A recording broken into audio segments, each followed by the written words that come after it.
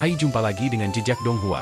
Kali ini melanjutkan kisah perjalanan Chen Ping'an menuju Azure Phoenix Nation. Bagaimanakah kisahnya? Mari kita ikuti. Hari itu adalah hari ke-15 bulan pertama, hari Festival Lentera. Semua rumah tangga di kota Nagatua telah menggantung lentera merah yang meriah, dan jalan-jalan serta gang-gang dipenuhi orang. Sesuai dengan adat dan tradisi kota, masing-masing dari 5 klan utama membuat naga panjang dari lentera, yang mereka arak-arakan di jalan-jalan. Jika seseorang melihat ke bawah ke kota Nagatua dari lautan awan di atas, mereka akan melihat 5 naga berapi berkeliaran di sepanjang rute yang ditentukan. Chen Ping'an meminta 4 seniman bela diri gulungan gambar untuk menemani Pei Qian keluar untuk melihat lentera, sementara jiwa Yin klan Zhao mengikuti mereka secara diam-diam jika terjadi kecelakaan. Sementara itu, dia dan Zheng Dafeng tetap berada di toko, berdiri di konter. Mereka berdua menyiapkan sebotol anggur, 2 cangkir anggur porselen kecil, dan beberapa piring makanan ringan. Zheng Dafeng masih bertingkah agak aneh, dan sebelum menyesap anggurnya, dia mencabut sebatang ranting pohon willow dan menempelkannya di pintu toko obat debu, lalu meletakkan mangkuk dan sepasang sumpit di luar ambang pintu. Chen Ping'an melirik hasil karyanya, lalu bertanya, apakah itu persembahan untuk para dewa atau untuk roh pengembara yang mungkin lewat. Itu tradisi yang diwariskan oleh orang tua itu, Zheng Dafeng menjelaskan sambil tersenyum. Mengenai alasan tradisi ini dilakukan, orang tua itu tidak pernah memberitahu kami. Sebagai muridnya, kami hanya menjalankan instruksinya tanpa bertanya mengapa. Tidak ada roh pengembara atau entitas jahat di kota Nagatua. Dengan begitu banyak pemurni Qi di kota ini, energi yang di sini terlalu melimpah. Bahkan jika beberapa roh pengembara entah bagaimana muncul di dekat sini, mereka tidak akan berani mendekati toko kami selama orang tua Zhao ada di sini. Kecuali mereka yang benar-benar gila, kebanyakan roh jauh lebih sopan dan menghormati aturan daripada kita. Chen Ping'an mengangguk sebagai jawaban sambil menyesap anggur. Itu adalah anggur osmanthus yang sama yang dibawa ke toko oleh orang-orang dari klan Fen. Tiba-tiba, dia berkata, besok aku berencana menemui Fen Junmao untuk meminta bantuannya dalam menyempurnakan benda terikat pertamaku di Lautan Awan. Jika berhasil, aku akan meninggalkan kota Nagatua dan pergi ke utara. Cendekiawan bijak berkata bahwa aku bisa pergi kemana saja dari sini tanpa ragu, tetapi setelah memikirkannya, sepertinya tidak ada hal penting yang perlu kulakukan sekarang. Oleh karena itu, aku akan mengikuti instruksi senior Yang dan menahan diri untuk tidak kembali ke prefektur mata air naga untuk saat ini. Saya berencana untuk mengunjungi sekitar 3 atau 4 tempat di benua botol berharga timur, yang akan memakan waktu lebih dari setahun, dan setelah selesai, sudah waktunya bagi saya untuk kembali ke prefektur mata air naga. Zheng Dafeng bersandar di meja kasir sambil mengarahkan pandangannya ke gang di luar toko, dan dengan santai bertanya, apakah Anda pernah mempertimbangkan untuk mendirikan sekte Anda sendiri di prefektur mata air naga? Chen Ping'an menggelengkan kepalanya sebagai tanggapan. Saya dapat mengatakan bahwa mendirikan sekte adalah tugas yang sangat merepotkan hanya dari melihat sejauh mana Guru Ruan harus melakukannya. Selain itu, apa hak saya untuk mendirikan sekte sendiri? Zheng Dafeng menyesap sedikit anggur, dan raut wajah bahagia muncul di wajahnya. Itu hanya seteguk kecil anggur osmanthus, namun tampaknya ia memperoleh kenikmatan yang sama dari seteguk itu seperti orang lain yang memperoleh kenikmatan dari beberapa kendi besar anggur berkualitas. Senyum tipis muncul di wajahnya saat ia berkata, jika kita dapat merebut kembali gunung-gunung di sisi barat prefektur mata air naga satu demi satu untuk memiliki sekitar selusin gunung yang saling terhubung, maka itu akan membangun fondasi energi spiritual dengan kaliber yang cukup untuk mendirikan sekte abadi. Namun, tidak akan mudah untuk membuat kekuatan-kekuatan itu menyerahkan kepemilikan atas gunung-gunung itu. Kekaisaran Li Agung hanya bersedia menjual gunung-gunung itu dengan harga yang sangat rendah untuk menenangkan kekuatan-kekuatan abadi di daerah itu. Jika bukan karena hubunganmu dengan Ruan Qiong, kau bahkan tidak akan dapat membeli gunung permata sejati, apalagi gunung tertindas. Chen Ping'an mengangguk dengan sungguh-sungguh tanda setuju. Meskipun Jewel Small World tidak terkenal karena energi spiritualnya yang melimpah, bagi kultivator Golden Core atau Nascian Tier rata-rata, untuk dapat memiliki gunung tertindas dan membangun tempat tinggal di sana akan menjadi mimpi yang menjadi kenyataan. Terlepas dari apa yang telah dikatakannya tentang betapa merepotkannya mendirikan sekte, Chen Ping'an sangat berharap bahwa ia akan dapat mendirikan sekte sendiri suatu hari nanti. Bahkan, ia telah memikirkan tipe orang dan fitur yang ingin ia miliki di sektenya. Jika tidak, ia tidak akan bertanya kepada Dewa Langit Gunung Kedamaian dan Ketenangan tentang berapa biaya untuk membeli formasi pelindung gunung. Zhong Kui telah menceritakan kepada Chen Ping'an kisah Dewa Langit Gunung Kedamaian dan Ketenangan yang mengungkapkan manifestasi dao emasnya untuk mengejar kera putih pembawa pedang sambil menghunus cermin bulan bercahaya dan 3 pedangnya, dan Chen Ping'an juga bercita-cita untuk mencapai ketinggian itu suatu hari nanti. Tiba-tiba, lelaki tua bergelar tombak sepanjang kaki itu muncul di pintu masuk toko obat debu, dan dia melangkah masuk ke toko itu sambil tersenyum sambil berkata, dari kelihatannya, kau akan segera meninggalkan kota naga tua, kan, Chen Ping'an? Sebelum kau pergi, ada sesuatu yang ingin kubicarakan denganmu. Chen Ping'an berdiri, lalu meletakkan cangkir dan sumpitnya sambil tersenyum. Silakan, senior. Pria tua itu memberi isyarat kepada Chen Ping'an untuk melanjutkan makannya, lalu berjalan ke meja kasir dan mengambil beberapa kacang goreng, lalu memasukkannya ke dalam mulutnya sendiri. Setelah hening sejenak, dia berkata, apa yang ingin aku minta dari kalian mungkin sedikit tidak masuk akal, bahkan mungkin sedikit menyinggung, tetapi ketika takdir memanggil, panggilannya harus dijawab. Jika tidak, begitu kita berpisah di sini, kita mungkin tidak akan pernah bertemu lagi. Tidak mungkin aku bisa menyampaikan ini dengan halus, jadi aku akan terus terang dan mengatakan apa yang ada di pikiranku. Saudara Chen, Saudara Dafeng, yang aku minta hanyalah agar kalian tidak mengusirku setelah mendengar apa yang harus kukatakan. Selama beberapa hari terakhir, aku benar-benar menghargai hubungan yang telah kubangun dengan semua orang di sini, dan akan sangat disayangkan jika... Cepat katakan, bentak Zheng Dafeng. Kau akan membuatku tertidur jika terus berbicara berputar-putar seperti ini.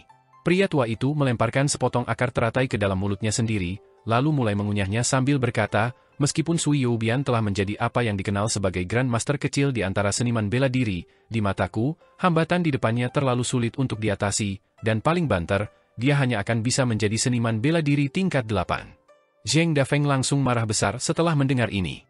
Hanya bisa menjadi seniman bela diri tingkat 8? Apa kau mengerti apa yang kau katakan sekarang, dasar orang tua bangka? Keluarlah dan katakan itu lagi, aku tantang kau. Semua makhluk abadi di kota naga tua akan segera menyerbu ke tempat kejadian dan menamparmu sampai mati. Orang tua itu memiliki kepribadian yang sangat lembut, dan dia sama sekali tidak terganggu oleh komentar tajam Zheng Dafeng saat dia tersenyum dan menjelaskan, menjadi seniman bela diri tingkat 8 akan menjadi berkah dari surga bagi kebanyakan orang, tetapi sejujurnya, Sui Youbian seharusnya tidak pernah menekuni seni bela diri sejak awal. Apa yang kau katakan? Teriak Zheng Dafeng sambil menghantamkan tinjunya ke meja. Lelaki tua itu buru-buru membungkuk untuk mengambil cangkir Chen Ping'an, lalu mengisinya dengan anggur osmanthus untuk dirinya sendiri sebelum mengangkat cangkir itu kepada Zheng Dafeng sambil berkata, maaf, saya agak terlalu blak-blakan. Saya akan minum 3 cangkir sebagai hukuman atas kekasaran saya. Setelah menghabiskan cangkir anggur pertama, ia mengulurkan tangan untuk menuangkan secangkir lagi untuk dirinya sendiri, tetapi Chen Ping'an meraih kendi itu sambil tersenyum sambil berkata, cukup 1 cangkir saja, senior. Kita semua berteman di sini, jadi tidak perlu terlalu ketat dengan formalitas ini. Lelaki tua itu dengan malu-malu meletakkan cangkirnya, lalu menyeka bibirnya dengan tangan sambil berkata dengan nada sedih, ini anggur yang luar biasa. Sayang sekali rasanya agak terlalu lembut, jadi saya perlu minum setidaknya beberapa cangkir untuk dapat menikmatinya sepenuhnya. Apa yang ingin kamu katakan? Cepatlah, desak Zheng Dafeng sambil menyesap anggurnya sendiri. Sui Youbian adalah ahli pedang bawaan yang sangat langka, lanjut lelaki tua itu. Dia tidak hanya memiliki bakat yang dibutuhkan untuk menjadi seorang pendekar pedang abadi, yang terpenting, hatinya yang tajam akan pedang sangat murni, jadi ada kemungkinan besar dia akan mampu menembus batas 5 tingkat atasnya sebagai pendekar pedang tingkat baru di masa depan. Saudara Chen, jika kau bersedia membiarkannya pergi bersamaku dan bergabung dengan sekteku, aku jamin bahwa dalam 100 tahun, paling lama 120 tahun, aku dapat mengembangkannya menjadi pendekar pedang tingkat baru yang sangat tangguh. Dan dari sana, aku jamin bahwa dia hanya akan membutuhkan waktu 1 abad lagi untuk mencapai tingkat giok yang tidak dipoles. Chen Ping'an tersenyum dan tidak memberikan tanggapan, tetapi dia memberikan sumpitnya kepada lelaki tua itu dan juga menuangkan secangkir anggur untuknya. Kau bermain api, dasar orang tua mesum. Apakah kamu tidak takut terbakar? Zheng Dafeng mencibir. Lagi pula, Sui Youbian sudah menjadi seniman bela diri tingkat tubuh Fajra, dan tidak akan sulit baginya untuk mencapai tingkat penjelajahan jauh. Yang dia butuhkan hanyalah waktu untuk mengasah fisiknya sendiri. Namun, Anda memintanya untuk meninggalkan dasar kultivasi seni bela dirinya dan melepaskan ki sejatinya, hanya untuk janji yang sama sekali tidak berdasar untuk menjadi pendekar pedang 5 tingkat atas dalam 1 atau 2 abad. Saya sudah mengatakan bahwa permintaan saya akan sedikit tidak masuk akal, bukan? Orang tua itu memprotes. Masalahnya adalah akan menjadi tragedi mutlak bagi seseorang dengan bakat luar biasa seperti Sui Youbian untuk menyia-nyiakan hidupnya dengan mengejar jalur seni bela diri. Jika saya tidak pernah bertemu dengannya, maka itu akan baik-baik saja, tetapi sekarang setelah saya melihatnya, saya tidak tahan untuk tidak mengatakan apapun. Ini adalah pemborosan yang luar biasa. Pikirkanlah, Sui Youbian adalah gadis yang sangat cantik. Bahkan jika dia berhasil menjadi seniman bela diri tingkat 8 di masa depan, dia hanya akan bisa berkelahi dengan orang lain dalam pertempuran fisik. Betapa mengerikan pemandangan itu. Sebaliknya, Bukankah akan jauh lebih elegan dan anggun jika dia membunuh musuh-musuhnya sambil terbang di atas pedang terbangnya? Kau membuatnya terdengar begitu mudah, ejek Zheng Dafeng. Semakin maju basis kultivasi seorang seniman bela diri murni, semakin berbahaya bagi mereka untuk melepaskan ki sejati mereka, terutama bagi seniman bela diri dari 3 tingkatan tempering pikiran seperti dia. Bahkan kecelakaan sekecil apapun dapat merenggut nyawanya.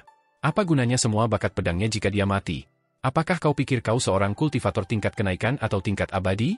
Mengapa Chen Ping'an harus menawarkan pelayan wanita yang begitu cantik kepada seorang tua mesum pemalas sepertimu? Kami menghargai keindahan, tetapi kami bukan orang mesum, dan itu adalah perbedaan yang sering tidak dapat dibuat oleh orang luar. Saudara Dafeng, kau boleh menghinaku, tetapi jangan meremehkan sesama penikmat keindahan seperti kami, kata lelaki tua itu dengan serius. Zheng Dafeng mengacungkan jempol kepada lelaki tua itu sambil memuji. Itu dikatakan dengan sangat baik. Aku tidak dapat menemukan sesuatu yang salah dengan itu. Lelaki tua itu mengangkat cangkirnya sebelum menghabiskan isinya sekaligus, lalu membelai jenggotnya sambil tersenyum dan berkata, aku tahu kamu dan aku berjalan di jalan yang sama, Saudara Dafeng.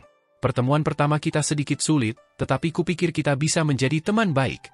Sementara itu, Chen Ping'an sedang mengunyah kacang dengan ekspresi merenung di wajahnya, dan lelaki tua itu tidak berani mencoba dan mendesaknya untuk mengambil keputusan.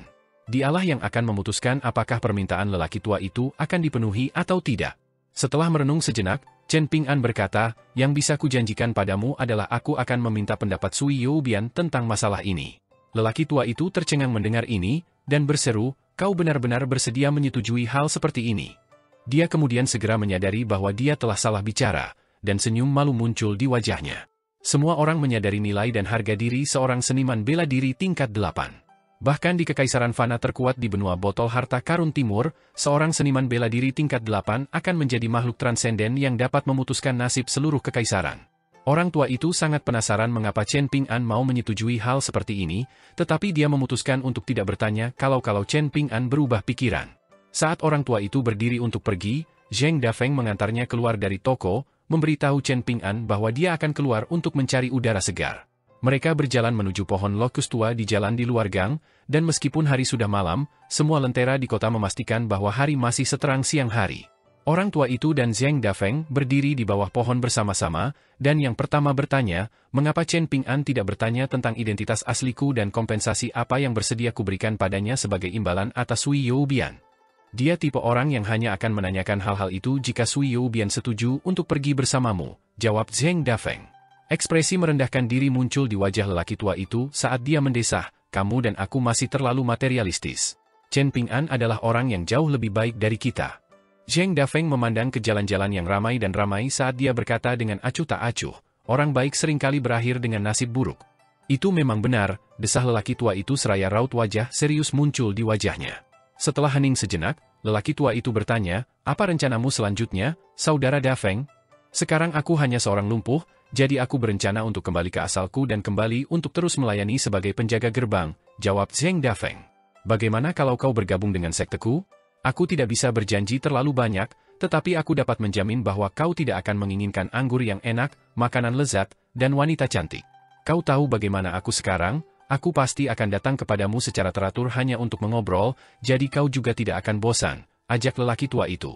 Aku tidak ingin berutang budi sebesar itu padamu, dan aku tidak lagi tega melakukan perjalanan yang begitu jauh, jawab Zheng Dafeng sambil menggelengkan kepalanya. Jangan terlalu pesimis, lelaki tua itu menghibur sambil menepuk bahu Zheng Dafeng. Tidak ada rintangan yang tidak dapat diatasi dalam hidup.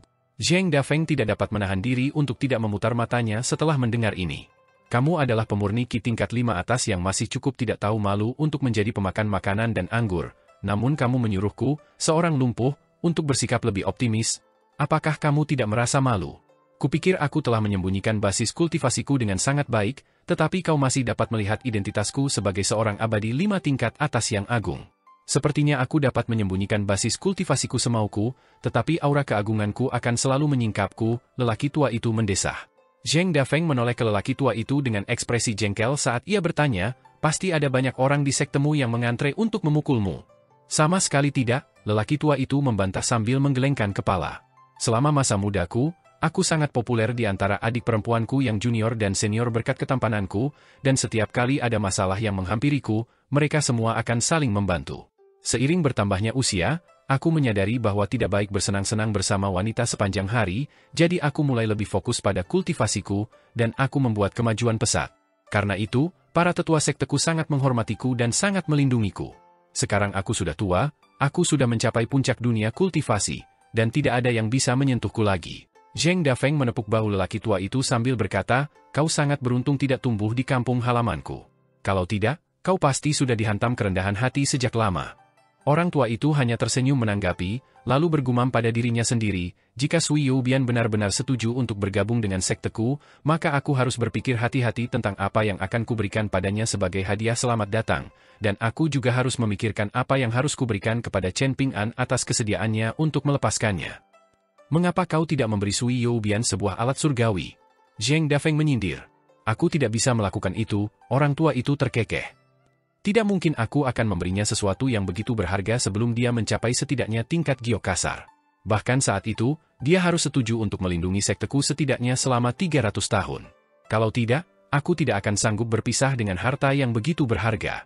Lou Chuan yang menuju ke Azure Phoenix Nation dibangun oleh seorang ahli mohist yang ahli dalam membuat kapal.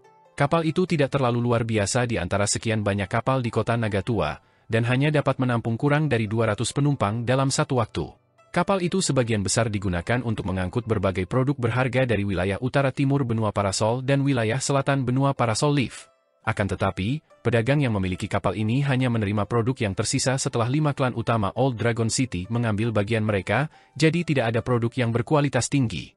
Kadang-kadang, beberapa permata tersembunyi akan lolos dari celah-celah, menghasilkan beberapa ratus koin kepingan salju sebagai penghasilan tambahan, dan itu sudah layak untuk dirayakan.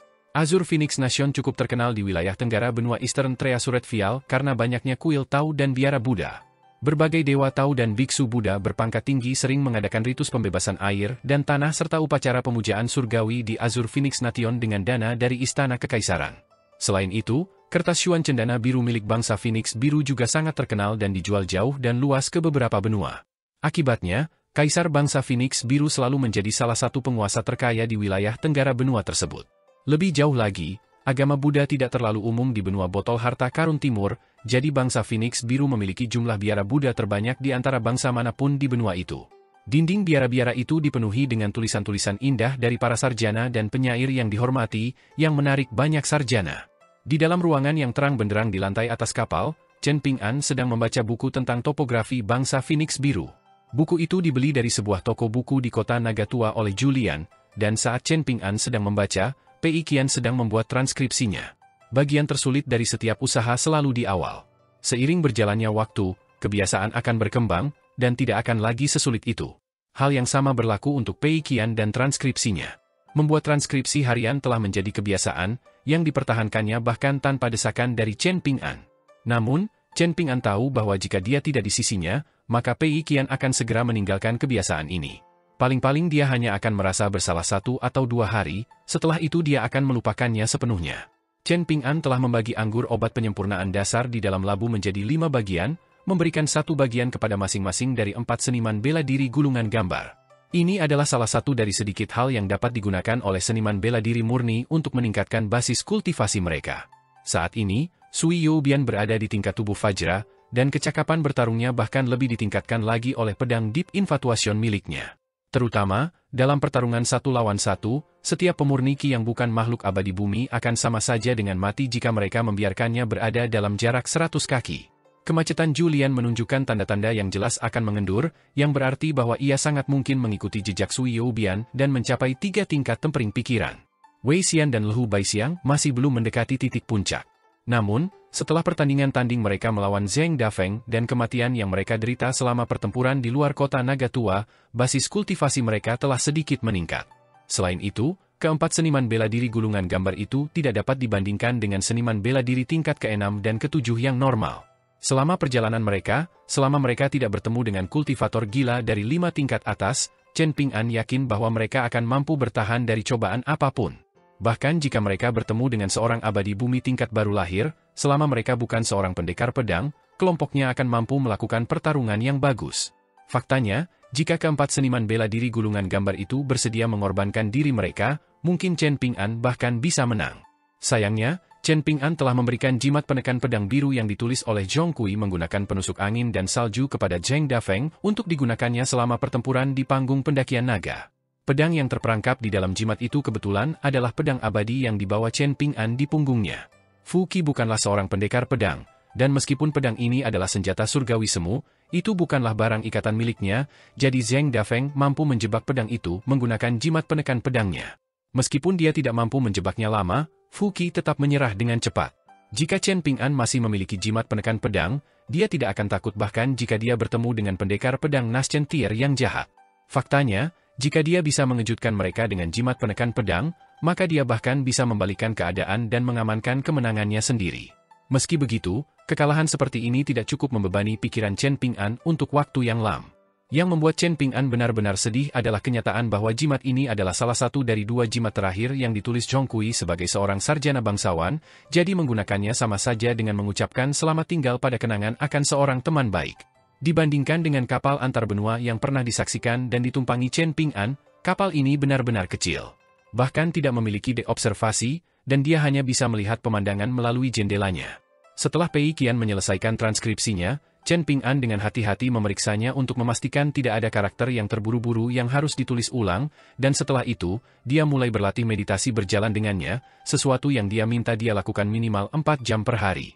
Di masa lalu, Chen Ping'an tidak menganggap latihan ini membosankan atau sangat melelahkan. Hanya setelah menyaksikan Pei Qian berlatih meditasi berjalan yang sama, dia menyadari bahwa meskipun meditasi berjalan 6 langkah sangat sederhana, mempraktikannya sebanyak 1 juta kali merupakan tugas yang sangat sulit, baik secara fisik maupun mental. Chen Ping'an terus-menerus mengawasi kondisi Pei Qian, dan tak lama kemudian keringatnya mengucur deras. Rambutnya menempel di dahinya karena keringat, dan kulitnya menjadi sangat pucat. Meskipun dia tidak berani merengek atau mengeluh, senyumnya telah sepenuhnya memudar dari wajahnya, dan dengan setiap langkah yang diambilnya, tubuhnya yang lemah akan gemetar tanpa sadar. Chen Ping'an tetap tidak berekspresi selama ini, tetapi dalam hati, dia merasa sangat simpatik terhadapnya. Pada hari pertama, Pei Qian sangat bersemangat untuk memulai latihan meditasi jalannya, dan berkat kegembiraan ini, dia mampu bertahan selama 4 jam penuh. Pada akhirnya, dia digendong ke kamar sebelah oleh Chen Ping'an di punggungnya.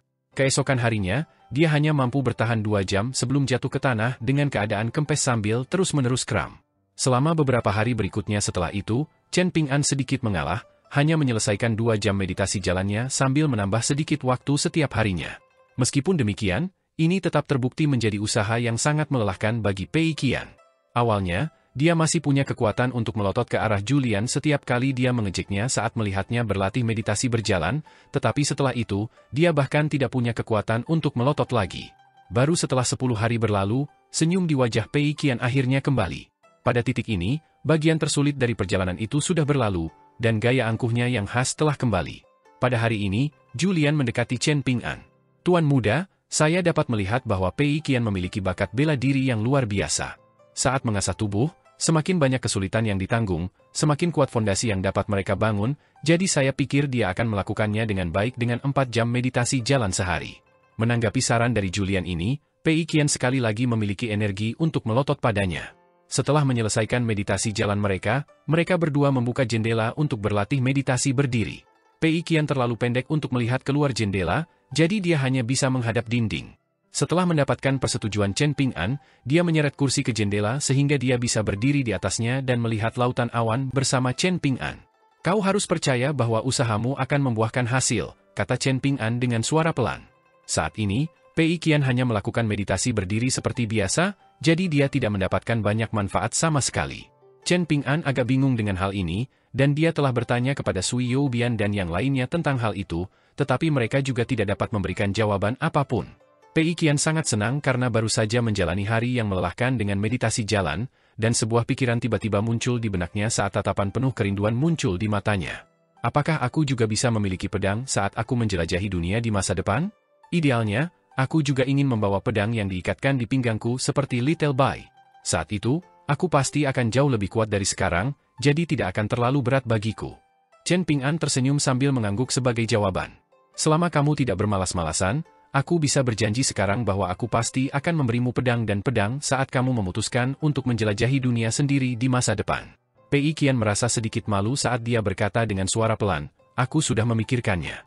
Begitu aku punya pedang dan golokku sendiri, Aku akan mengikatkannya di pinggangku di sisi yang sama, dan aku bahkan sudah memikirkan nama untuknya. Apakah ayah ingin mendengar namanya? Silakan, Chen Ping'an bertanya sambil tersenyum. Chen Ping'an selalu cukup ahli dalam hal memberi nama pada sesuatu. Aku akan menyebutnya salib pedang-pedang, karena kedua pedang itu akan disilangkan satu sama lain sambil diikatkan di pinggangku. Bagaimana menurutmu, ayah? Pei Qian bertanya dengan ekspresi penuh harap. Menurutku itu bagus, jawab Chen Ping'an sambil tersenyum. Senyum gembira langsung muncul di wajah Pei Qian saat dia menjepit jari telunjuk dan ibu jarinya dan berkata, aku akan sangat senang jika pedangku sebagus milikmu. Chen Ping'an menoleh padanya sambil tersenyum sambil berkata, begitu kita sampai di negara Phoenix Biru, kita akan melanjutkan perjalanan dengan berjalan kaki, dan saat kita melewati hutan bambu, aku akan memilih beberapa pohon bambu tua untuk membuat pedang bambu dan pedang bambu untukmu. Kamu dapat mengikatnya di pinggangmu dan membawanya kemana-mana jika kamu suka. Buatlah pedang itu ringan dan kecil sehingga tidak terlalu berat untuk dibawa kemana-mana, pinta Pei Qian. Chen Ping'an tersenyum dan mengangguk sebagai jawaban, lalu mengalihkan pandangannya ke awan di luar jendela sambil bertanya dengan santai, apa yang akan kamu lakukan dengan tongkat pendakianmu? Itu tangan kananku. Dia telah menemaniku dalam perjalanan yang begitu jauh, aku tidak bisa begitu saja membuangnya, jawab Pei Qian tanpa ragu. Aku akan membiarkannya pensiun dan kembali ke ladang untuk memulai keluarganya sendiri. Aku akan bertanya pada Pak Tua Wei tentang jenis gelar resmi apa yang harus kuberikan padanya. Itulah cara yang benar, puji Chen Ping'an sambil mengangguk senang. Di toko obat debu di kota Nagatua, Zheng Dafeng benar-benar tidak punya banyak barang untuk dikemas. Barang-barangnya hanya terdiri dari beberapa set pakaian dan pipa tua itu. Tampaknya dimanapun dia berada, baik di dunia kecil permata atau kota Nagatua, dia akan selalu memiliki sangat sedikit barang. Tidak ada yang sangat penting baginya, dan dia bisa meninggalkan apapun kapan saja. Dia akan pergi ke prefektur mata air naga dengan salah satu kapal klan Fu keesokan harinya, jadi ini adalah hari terakhir yang akan dia habiskan di kota Nagatua, dan dia duduk di bangku di bawah pohon belalang tua. Pria tua itu sudah pergi, memberitahu Zheng Dafeng bahwa dia akan mengunjungi seorang teman di sekte tinju ilahi tak terkalahkan. Li Er telah kembali ke kota Nagatua sehari yang lalu, dan Fu Qi segera mengunjungi toko itu bersama putranya, Fu Donghai. Fu Qi menjelaskan kepada mereka berdua bahwa Fu Donghai adalah pelaku di balik seluruh kekacauan ini, dan yang harus dilakukan Zheng Dafeng hanyalah memberitahu, dan dia akan membiarkan Li Er menghancurkan jembatan keabadian Fu Donghai. Zheng Dafeng bertanya kepada Fu Qi mengapa dia tidak menghancurkan jembatan keabadian putranya sendiri sebelum membawanya ke toko. Lagi pula, bukankah itu akan menjadi pertunjukan ketulusan yang lebih besar? Fu Qi tidak menanggapi ini. Fu Donghai adalah pria yang cukup berani. Dia tidak hanya tidak memohon belas kasihan, dia bahkan memprovokasi Li Er dengan beberapa ejekan verbal, seolah-olah dia ingin jembatan keabadiannya sendiri putus. Pada saat itu, Zheng Dafeng sedang duduk di halaman, menghisap pipanya dengan ekspresi lelah. Jelas, Pak Tua yang telah membuat kesepakatan dengan Kekaisaran Li Agung, klan Fu, dan klan Fen. Begitu pasukan Kekaisaran Li Agung mencapai kota Nagatua, Fen Junmao akan mampu menjadi Dewa Gunung Agung kedua Kekaisaran Li Agung setelah Wei Buo, dan sebagai gantinya, yang harus diserahkan Pak Tua yang hanyalah basis kultivasi seni bela diri Zheng Dafeng. Zheng Dafeng tahu bahwa masalah itu sudah diselesaikan, jadi dia hanya menyuruh Fu Qi dan Fu Donghai pergi, tidak ingin terlibat lebih jauh dengan mereka. Fu Qi sangat lega mendengar ini, dan dia baru saja akan pergi bersama Fu Donghai ketika Li Er tiba-tiba melayangkan pukulan tepat ke dada Fu Donghai. Jembatan keabadiannya tidak hanya putus, tetapi juga hancur total. Li Er menoleh ke Fu Qi dengan ekspresi acuh tak acuh saat dia berkata, menurutku, seorang ayah harus membela putranya. Fu Qi mengangkat Fu Donghai yang tak sadarkan diri dari tanah, dan bahkan tidak ada sedikit pun kemarahan di wajahnya saat dia tersenyum dan berkata, aku senang Anda bisa melepaskan sedikit amarah, Tuan Li Er. Aku akan kembali ke rumahku sekarang. Selamat tinggal. Mengapa Anda tidak membawaku ke sana sehingga aku bisa mengunjungi balai leluhur klan Fu Anda? Li Er menyarankan sambil tersenyum. Ekspresi Fu Qi langsung menjadi gelap secara signifikan setelah mendengar ini. Sudah cukup, Li Er, Zheng Dafeng mendesah dengan lelah. Tidak lama setelah Fu Qi pergi bersama Fu Donghai, Li Er meninggalkan kota Nagatua.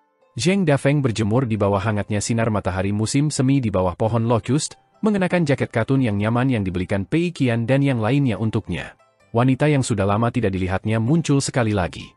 Tampaknya dia makan dengan sangat baik selama periode tahun baru, dan dia menjadi semakin gemuk karenanya. Berbeda dengan hanya mondar-mandir di depan Zheng Dafeng, kali ini, dia memberanikan diri untuk mendekati mereka, lalu bertanya dengan suara malu-malu, apakah toko Anda sedang membuka lowongan, penjaga toko Zheng? Zheng Dafeng tersenyum dan menggelengkan kepalanya sebagai jawaban. Saya akan kembali ke kampung halaman saya besok. Terlalu sulit untuk mencari nafkah di kota naga tua. Wanita itu sangat gemuk, tetapi suaranya sangat lembut dan enak didengar, dan dia bertanya dengan nada kecewa, apakah Anda akan kembali? Saya rasa tidak, jawab Zheng Dafeng sambil menggelengkan kepala. Bukankah ini rumah tua peninggalan leluhurmu? Apa yang akan kau lakukan dengan toko ini? Tanyanya. Zheng Dafeng menahan keinginan untuk tertawa saat menjawab, aku akan membiarkannya seperti ini. Ini toko obat debu, jadi mengapa tidak membiarkannya berdebu? Bagaimana kalau kau berikan kuncinya padaku dan aku akan menjaga tempat ini untukmu, usul wanita itu dengan sedikit rona merah di wajahnya. Akan sangat disayangkan jika meninggalkan tempat ini tanpa perawatan sama sekali. Tidak perlu, tapi terima kasih atas tawaranmu, jawab Zheng Dafeng sambil melambaikan tangannya. Zheng Dafeng melirik ke langit, dan meskipun masih tengah hari, dia menyatakan bahwa hari sudah larut, dan dia harus kembali ke toko untuk mengemasi barang-barangnya. Wanita itu menggigit bibir bawahnya sendiri saat melihat Zheng Dafeng melarikan diri dari tempat kejadian dengan bangku di tangannya, dan tiba-tiba bertanya, kau bahkan tidak akan menanyakan nama keluargaku, penjaga toko Zheng. Zheng Dafeng tidak cukup malu untuk berpura-pura tidak mendengar apapun, jadi dia hanya bisa berhenti dan berbalik sebelum bertanya, apa nama keluargamu? Aku suka makan jahe mentah, jadi nama keluargaku Jiang, jawab wanita itu sambil tersenyum lebar.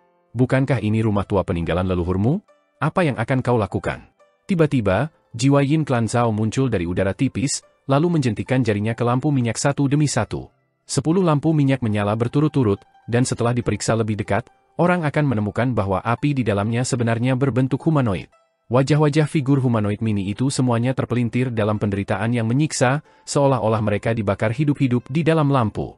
10 lampu itu berisi 3 jiwa abadi dan 7 bentuk fana dari seorang pria tertentu. Jiwa abadi dan bentuk fana pria itu telah diculik keluar dari tubuh fisiknya oleh jiwa Yin. Zheng Dafeng terus berdiri di depan kuburan sambil berkata dengan suara lembut, aku khawatir kamu akan takut dengan pemandangan yang mengerikan itu, jadi aku akan tinggal di sini sampai lampu padam sebelum aku pergi. Di kediaman leluhur klan Matahari, San Jiashu sedang berjalan-jalan sendirian di sepanjang tepi sungai di malam hari. Meskipun leluhur lama klan Matahari sudah menjadi seorang abadi bumi tingkat baru, dia masih tidak bisa menahan rasa penyesalan selama beberapa hari terakhir ini. Sebaliknya, San Jiashu jauh lebih tenang, menghibur leluhurnya dan mengatakan kepadanya bahwa mereka ditakdirkan untuk kehilangan kesempatan ini, dan bahwa klan San tidak memiliki banyak keberuntungan dalam hal menghasilkan uang melalui cara-cara yang tidak konvensional.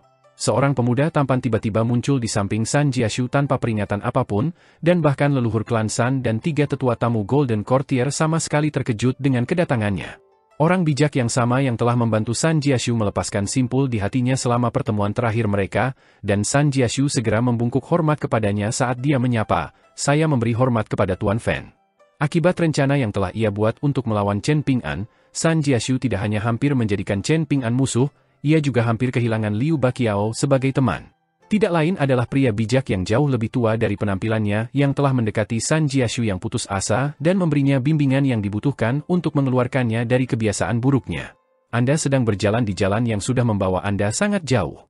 Hanya karena Anda tersandung batu dan jatuh dengan keras, apakah itu berarti Anda berjalan di jalan yang salah? Hanya karena jalan yang dilalui Chen Ping'an sangat baik, apakah itu berarti jalan yang Anda lalui buruk? Jika Anda begitu naif sehingga melihat segala sesuatunya secara hitam dan putih tanpa mempertimbangkan nuansa, maka saya sarankan Anda menyerah untuk menjadi pengusaha sepenuhnya. Tidak peduli seberapa baik jalan orang lain, itu tetap jalan orang lain. Anda harus fokus pada diri sendiri dan jangan membandingkan diri dengan orang lain. Memang, Anda dapat sesekali melihat ke atas untuk melihat apa yang dilakukan orang lain, tetapi sekilas pandang saja sudah cukup. Itu adalah kata-kata yang sangat mendalam dan tak ternilai yang bergema jauh di dalam hati San Jiashu. Pria itu hanya memberitahu San Jiashu bahwa marganya adalah Fan, tetapi menurutnya, dia tidak ada hubungan dengan klan Fan di kota Naga Tua. Intuisi San Jiashu mengatakan kepadanya bahwa pria itu mengatakan yang sebenarnya. Pria itu tersenyum sambil berkata, mulai sekarang, pada dasarnya hanya akan ada 3 klan besar yang tersisa di kota Naga Tua. Salah satunya adalah klan Fu, yang sekarang menjadi milik Wang Ju, yang kedua adalah klan Fan, yang pada dasarnya menjadi milik penguasa Dewa Lama, dan setengah dari klan terakhir terdiri dari klan Sun Mu, sementara klan Ding, Fang, dan Hou bergabung untuk mengambil alih setengah lainnya. Perjalanan ke utara ini akan menjadi perjalanan yang panjang dan sulit, jadi pastikan untuk mempersiapkan diri secara mental. San Jiashu mengangguk sebagai tanggapan. Klan San kita pasti tidak akan melewatkan kesempatan sekali dalam bulan biru ini. Sekali dalam bulan biru? Saya pikir Anda meremehkan betapa besarnya kesempatan ini, kata pria itu sambil tersenyum. San Jiashu sedikit goyah setelah mendengar ini, dan sambil merenungkan arti kata-kata itu, dia teringat kembali pada hari ketika dia pergi mengantar Chen Ping'an secara diam-diam. Tampaknya Chen Ping'an baru melihatnya di tengah kerumunan setelah kapal itu naik ke udara. Dia tidak berpura-pura tidak memperhatikan San Jiashu, lebih jauh, dia menangkupkan tinjunya sebagai salam perpisahan sebelum mengacungkan jempol, sementara San Jiashu menanggapinya dengan senyum tipis. Setelah kapal tiba di stasiun feri di perbatasan negara Azure Phoenix, Chen Ping'an dan rombongannya berjalan menyusuri jalan yang ramai dan ramai menuju keluar dari stasiun feri, dan untuk beberapa alasan, semua pemurniki dan seniman bela diri yang mereka temui memilih untuk berjalan di sekitar mereka.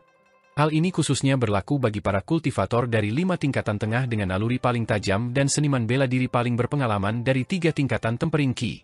Semakin tajam intuisi mereka, semakin jelas mereka merasakan tekanan yang tak terlukiskan yang berasal dari kelompok Chen Ping'an. Sebagian besar perhatian mereka tertuju pada 4 seniman bela diri gulungan gambar, tetapi dari sudut pandang seorang kultivator tingkat inti emas yang telah menyembunyikan auranya sendiri untuk berbaur dengan kerumunan, ia merasa seperti aura dari keempatnya yang digabungkan tidak dapat dibandingkan dengan aura pemuda yang membawa pedang, yang jelas-jelas membawa beberapa luka dalam yang cukup parah. Ia seperti bulan terang yang bersarang di hamparan bintang. Chen Ping'an telah melewati stasiun feri abadi beberapa kali sebelumnya. Selain stasiun feri yang terletak di perbatasan antara negara Water Chombing dan negara Painstream, tempat ia melakukan pembelian di Tol Kumbang Hijau, Chen Ping'an sebagian besar melewati stasiun feri lainnya dengan tergesa-gesa. Ia telah berhenti di beberapa stasiun dan berkeliling, tetapi ia belum melakukan pembelian apapun. Hari ini, ia memutuskan untuk membawa Pei Qian dan yang lainnya bersamanya dan menghabiskan banyak waktu berkeliling di stasiun feri ini. Chen Ping'an memberi masing-masing dari 4 bawahannya 1 koin laser heat, yang memungkinkan mereka untuk membeli apapun yang mereka inginkan. Ada yang disebut aturan, besarnya 10, dalam hal mata uang abadi, dan aturan ini mengacu pada fakta bahwa 1 koin kepingan salju bernilai 1000 tael perak, sementara 1 koin laser heat bernilai 100.000 tael perak. Membeli peralatan roh atau harta abadi dengan 1 koin laser heat hanyalah angan-angan, tetapi beberapa pernak-pernik langka dan menarik dari pegunungan sangatlah terjangkau. Setelah sepakat dengan Wei Xian dan yang lainnya untuk bertemu di tempat paling terkenal di stasiun feri dalam 2 jam, Chen Ping'an pergi bersama Pei Qian untuk berkeliling sendiri. Saat membeli barang di stasiun feri, akan sangat sulit menemukan barang murah di tempat seperti Tol Kumbang Hijau, di mana akan ada penilai terampil yang menilai setiap harta karun. Selain itu, harta karun di toko-toko seperti itu akan relatif mahal dibandingkan dengan toko-toko lain. Di sisi lain, seseorang dapat mencoba peruntungan mereka dengan pedagang yang menjajakan barang-barang mereka dalam bungkus kain. Ini adalah pertaruhan, dan pada saat yang sama menguji keterampilan penilaian seseorang. Para pedagang pengembara ini seringkali adalah petani pengembara dan petani keliling yang menganggap seluruh dunia sebagai rumah mereka. Mereka suka membeli harta karun dari klan yang menurun dengan harga murah, dan beberapa suka mengklaim bahwa klan atau sekte mereka telah menghasilkan makhluk abadi bumi di tingkat inti emas atau tingkat baru lahir sebelumnya. Ini adalah tema umum di antara para pedagang pengembara, jadi calon pembeli tidak perlu memusingkan diri dengan hal-hal sepele ini. Chen Ping'an telah mempelajari banyak hal dari Xu Yuanxia saat bepergian ke berbagai negara bersamanya dan Zhang Xianfeng, dan apa yang disebut tawar-menawar terkurung yang disebutkan Yao Jinxi juga berkaitan dengan proses melakukan transaksi dengan para pedagang pengembara ini. Pei Qian belum banyak menjelajahi dunia, jadi dia terpesona oleh berbagai lukisan abadi, peralatan roh, dan roh gunung yang dijual di berbagai jenis toko. Namun, ada satu hal baik tentang gadis kecil yang diejek Julian sebagai Tao Ti, binatang rakus. Dia suka mengumpulkan pernak-pernik, dan dia tidak akan menolak apapun yang datang padanya. Namun, dia tidak suka menghabiskan uang, dan dia tidak akan menyia-nyiakan 1 koin tembaga pun lebih dari yang seharusnya. Jadi, Pei Qian hanya akan melirik beberapa kali pada suatu barang meskipun dia benar-benar ingin mendapatkannya. Dia pasti tidak akan membuka kantong wewangian yang diberikan Lady Gui padanya di Pulau Osmanthus, kantong yang sekarang dia gunakan sebagai dompet. Jika dia benar-benar menyukai suatu barang, maka dia akan menatapnya dengan sungguh-sungguh untuk beberapa saat dan berpura-pura bahwa itu miliknya. Dia hanya menyimpannya di toko untuk saat ini. Demikian pula, Chen Ping'an bukanlah orang yang suka menghabiskan uangnya secara berlebihan. Setelah berkeliling selama 1 jam dan memasuki lebih dari selusin toko bersama Pei Qian, mereka belum menghabiskan 1 koin tembaga pun. Mereka berpapasan dengan seorang pedagang keliling saat mereka berjalan, seorang pria parubaya yang tampak jujur namun tampak pincang. Ia mengatakan bahwa nama belakangnya adalah Liu, jadi mereka dapat memanggilnya sebagai Liu Kurus. Setelah menarik perhatian pemuda yang mengenakan jubah putih dan membawa pedang bersarung putih di punggungnya, Liu Kurus mengikutinya sejauh lebih dari 700 langkah. Liu yang kurus tampak seperti orang yang jujur, dan dia juga pandai berbicara. Dia mengaku bahwa kakeknya adalah seorang jenderal besar di negara Wenjing, dan setelah negara itu hancur, kaisar negara itu telah meninggal saat melarikan diri untuk menyelamatkan diri. Segel Kekaisaran Naga Tanpa Tanduk, salah satu dari 17 harta karun di Balai Persatuan, telah jatuh ke tangan kakeknya dan dibawa ke dunia umum. Saat ini, seorang abadi terhormat dari bangsa Azur Phoenix telah mengumpulkan 16 dari 17 harta karun, dan mereka hanya kekurangan segel Kekaisaran Naga Tanpa Tanduk ini yang dianggap sebagai harta karun ilahi yang dapat mengumpulkan kekayaan. Ketika menyangkut kolektor, mencapai koleksi lengkap selalu menjadi tujuan utama. Dengan demikian, segel Kekaisaran Naga Tanpa Tanduk ini yang dikabarkan berpotensi menyimpan sebagian kekayaan sisa bangsa Wenjing yang hancur itu bernilai sangat mahal. Ada dua alasan mengapa Skinny Liu mengikuti Chen Ping'an sejauh lebih dari 700 langkah. Pertama, pemuda yang tampak kaya itu sangat pemarah dan tidak mengusirnya. Sebaliknya, dia mendengarkan penjelasan Skinny Liu dengan sangat saksama. Kedua, Skinny Liu akan sangat menderita jika dia tidak segera mendapatkan bisnis.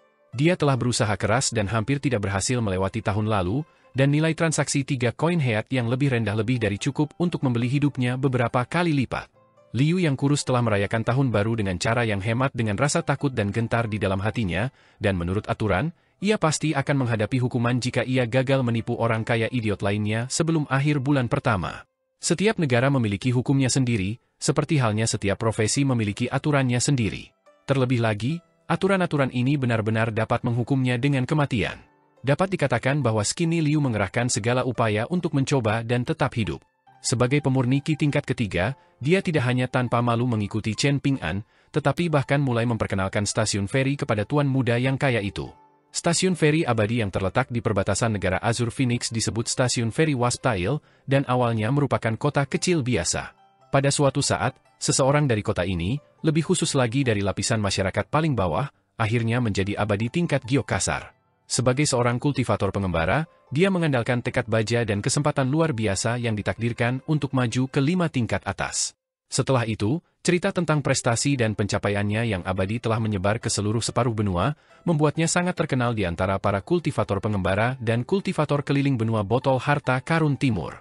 Rumah leluhur abadi ini terletak di sebuah gang kecil bernama Gang Tawon Sempit, di ujung gang. Oleh karena itu, generasi mendatang memutuskan untuk menghormatinya dengan memberi nama stasiun feri tersebut Wasp Tail Ferry Station.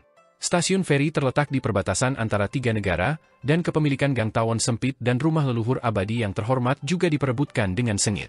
Akibatnya, kelantang kekaisaran dari bangsa Phoenix Biru telah menggunakan kuas kaligrafi dan pisau tajam untuk bertarung dengan kedua tetangganya selama beberapa ratus tahun terakhir. Banyak pertempuran terjadi di atas kertas dan di medan perang, tetapi ketiga pihak secara diam-diam setuju bahwa pertempuran mereka tidak akan sampai melibatkan stasiun feri abadi.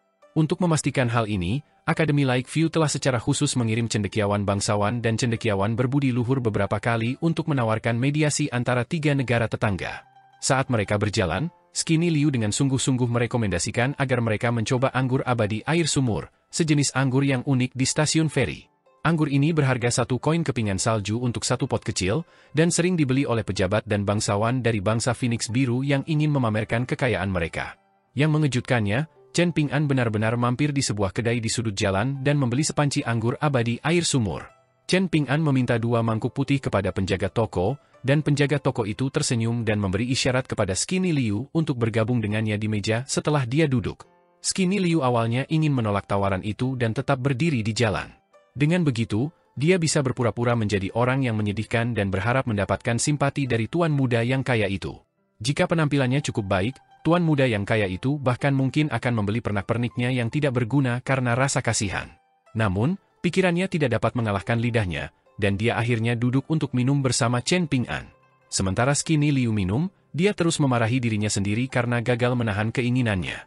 Sekarang setelah dia menyerah, dia kemungkinan besar akan gagal melakukan transaksi apapun dengan tuan muda yang kaya itu berpakaian putih. Dia dipenuhi dengan emosi yang campur aduk, dan dia memutuskan untuk menganggap ini sebagai semangkuk anggur terakhirnya sebelum kematian.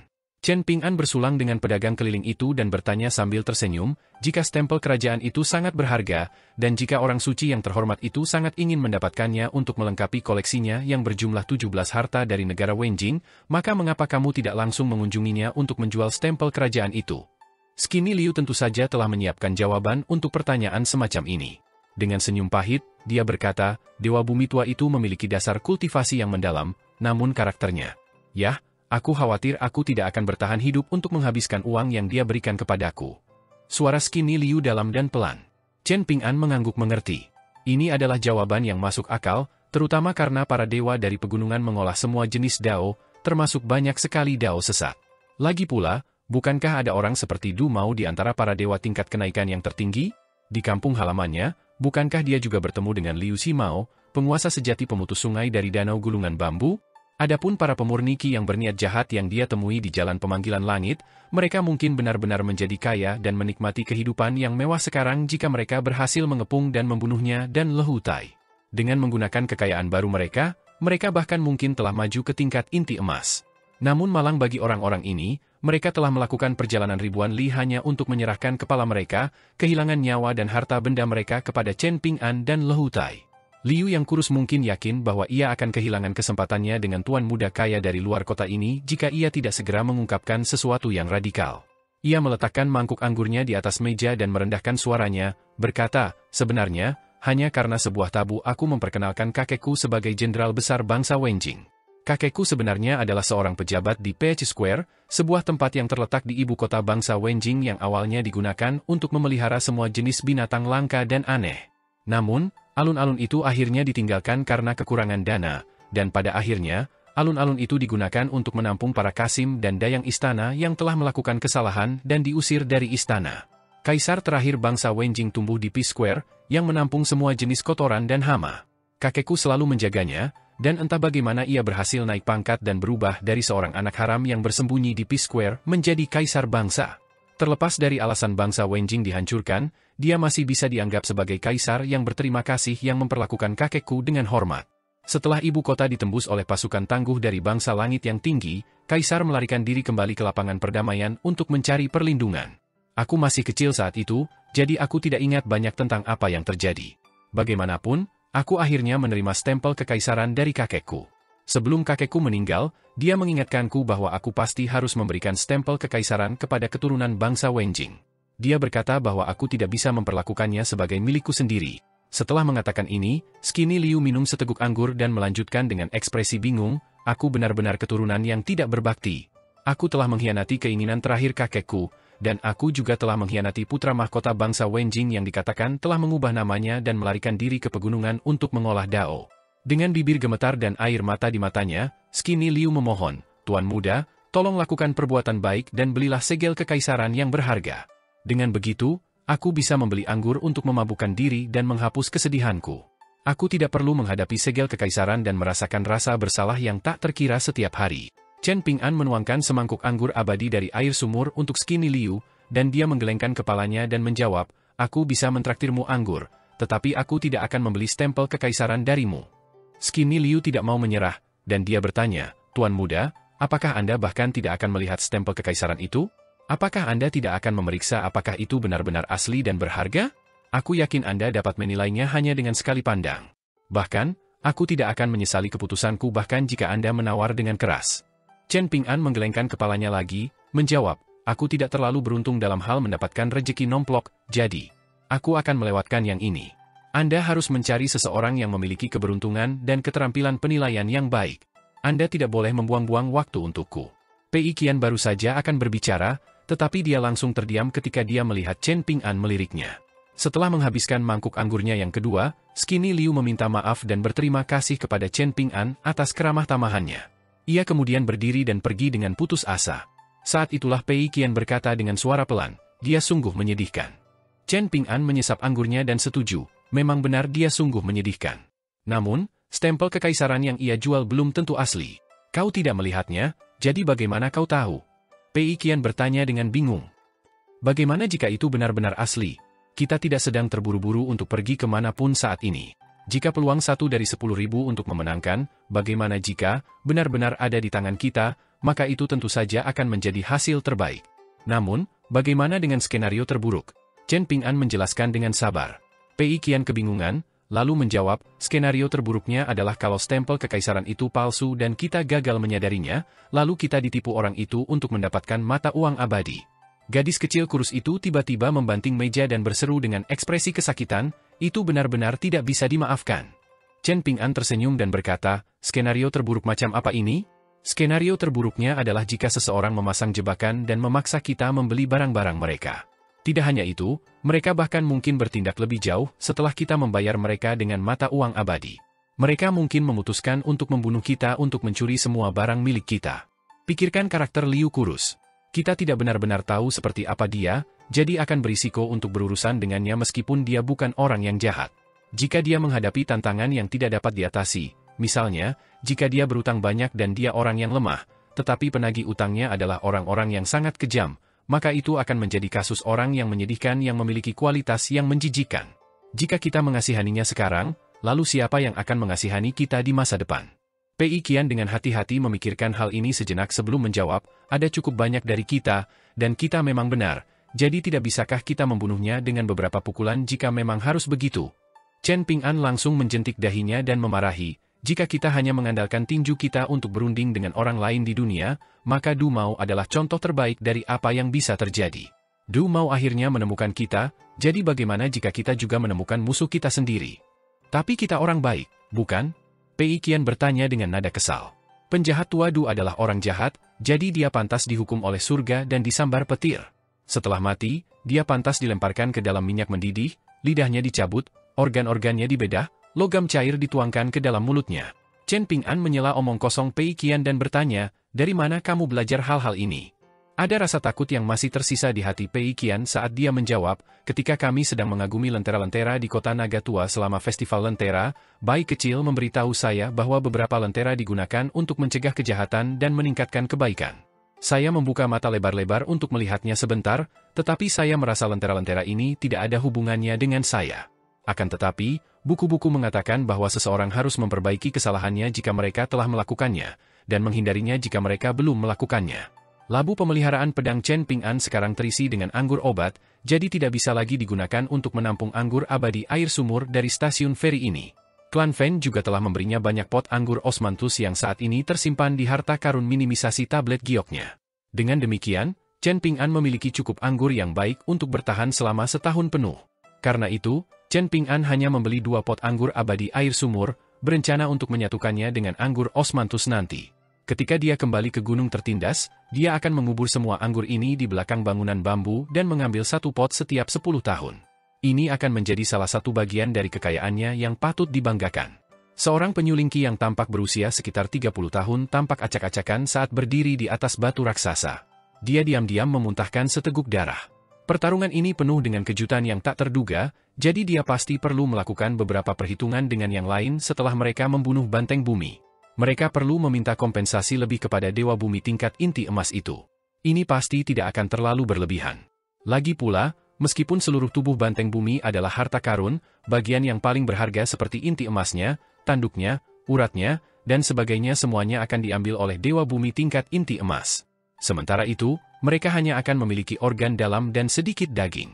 Tidak hanya itu, tetapi mereka sekarang juga harus bertarung dalam 2 pertempuran lagi.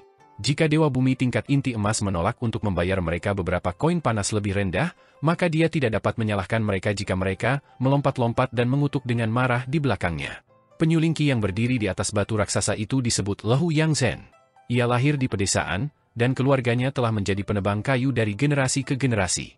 Sekarang, ia adalah seorang petani pengembara tanpa tempat tinggal tetap, dan ia baru saja melewati rintangan besar pertamanya tahun lalu, berhasil naik ke tingkat tempat tinggal. Meskipun ini adalah tingkatan terendah di 5 tingkatan tengah, menjadi seorang kultivator tingkatan tempat tinggal bagaikan naik ke surga dalam 1 langkah bagi para kultivator pengembara seperti Lehu Yang Zhen. Setelah melewati rintangan ini, ia sekarang dapat dipekerjakan oleh klan abadi dengan garis keturunan dan warisan yang tepat, atau ia dapat menjadi tetua tamu di istana kekaisaran dari kekaisaran fana, atau mungkin di kediaman resmi atau klan bangsawan. Sederhananya, para kultivator pengembara di tingkat tempat tinggal akhirnya akan bernilai sejumlah uang. Mimpi Lehu Yang Zhen adalah menikmati keberuntungan yang bahkan lebih baik daripada saat ia menemukan mayat dan barang-barang seorang kultivator di suatu gua gunung. Ia ingin memperoleh kitab suci abadi tradisional yang berisi informasi tentang beberapa dao besar yang dapat memungkinkannya menjadi seorang abadi bumi. Bahkan jika ia tidak dapat menjadi seorang abadi bumi tingkat inti emas yang agung dalam kehidupan ini, hanya dengan dapat berdiri di dekat dan menyentuh ambang pintu ketingkatan ini akan membuatnya benar-benar puas. Sementara itu, harapan terbesar di lubuk hati Lu Yang Zhen, atau lebih tepatnya, harapan terliarnya, adalah agar ia dapat menemukan kesempatan yang ditakdirkan oleh Tuhan suatu hari nanti. Usianya sudah 60 tahun, tetapi ia berharap dapat secara misterius menjadi seorang kultivator pedang dengan pedang terbang yang terikat. Karena itu, tepi matanya langsung menjadi merah cerah ketika ia melihat dewa muda yang terhormat dalam jubah putih mendarat di tanah, dengan 2 garis merah kembali ke labu anggur merahnya. Itu adalah pedang terbang. Itu pasti pedang terbang yang terikat. Bukankah ada pepatah di dunia kultivasi? Tua adalah pemurni ki berusia 60 tahun di tingkat kediaman, sedangkan muda adalah kultivator pedang berusia 100 tahun di tingkat kediaman. Mungkin dewa muda yang terhormat dalam jubah putih ini adalah seorang kultivator kuat yang telah mempraktikkan teknik rahasia untuk mendapatkan kembali penampilan mudanya? Hal-hal akan menjadi sangat merepotkan jika orang ini adalah seorang kultivator pedang tingkat gerbang naga. Jika dia adalah seorang kultivator pedang tersembunyi di tingkat inti emas, maka kemungkinan besar mereka akan menderita banyak korban dalam misi yang direncanakan dengan cermat ini. Lu Yangzhen dengan cepat menenangkan diri dan menenangkan diri setelah merasakan gelombang emosi yang kuat sesaat. Orang yang berdiri di depan mereka adalah seorang pendekar pedang muda yang telah memelihara pedang terbang yang terikat dan mampu menahan angin astral yang menggigit dan arus aura pembunuh. Selain memiliki kemampuan yang mengerikan, seperti kekuatan penghancur yang mencengangkan dan kegemaran menentukan hidup dan mati dalam sekejap mata, para pendekar pedang memiliki kualitas lain yang bahkan lebih ditakuti oleh para pendekar pengembara. Yaitu, hampir semua pendekar pedang di benua botol harta karun timur dipandang sebagai harta yang berharga oleh pasukan pendekar di pegunungan. Jika ada yang berani melukai mereka, meskipun hanya sedikit, mereka pasti akan segera menarik perhatian dari aula leluhur klan mereka. Lu Yangzhen melihat sekeliling dari sudut matanya. Selain dari dewa bumi tingkat inti emas yang menggunakan teknik ilusi dan menyembunyikan penampilan aslinya, para kultivator pengembara lainnya bereaksi dengan cara yang sangat mirip dengannya. Beberapa dari mereka bahkan lebih pengecut dan menunjukkan keyakinan yang lebih lemah, dan mereka telah menyimpan senjata mereka untuk menunjukkan niat baik terhadap kultivator pedang muda itu. Jangan sampai tamu tak diundang ini menemukan lawan yang lemah untuk diincar dan dibunuh dengan satu ayunan pedangnya. Tidak seorang pun ingin dibunuh untuk menjadi peringatan bagi yang lain. Tentu saja, ada juga yang tidak takut mati. Mereka dengan hati-hati menyembunyikan hasrat yang membara di mata mereka, namun Lu Yangzhen dapat melihat melalui beberapa gerakan kecil mereka yang mengungkapkan pikiran mereka yang sebenarnya. Mereka ingin melakukan prestasi yang mencengangkan dan membunuh kultivator pedang muda itu bersama dengan banteng bumi. Dengan begitu, mereka bisa menjadi kaya raya dalam satu malam. Jika keadaan menjadi lebih buruk, mereka bisa melarikan diri jauh dari negara Azur Phoenix selamanya. Para pembudidaya liar seperti mereka adalah dakwet tak berakar yang oleh para dewa dari pegunungan dianggap sebagai anjing liar, jadi apa pentingnya tempat tinggal dan pembudidayaan mereka? Bagaimanapun, ada dewa bumi tingkat inti emas yang dapat diandalkan bahkan jika langit benar-benar runtuh. Dengan demikian, Lu Yangzhen dan yang lainnya tanpa sadar mencuri pandang ke arah dewa bumi tingkat inti emas. Identitas dan latar belakang dewa bumi ini tidak jelas, dan dia muncul setengah tahun yang lalu untuk mempekerjakannya dan para kultivator pengembara lainnya.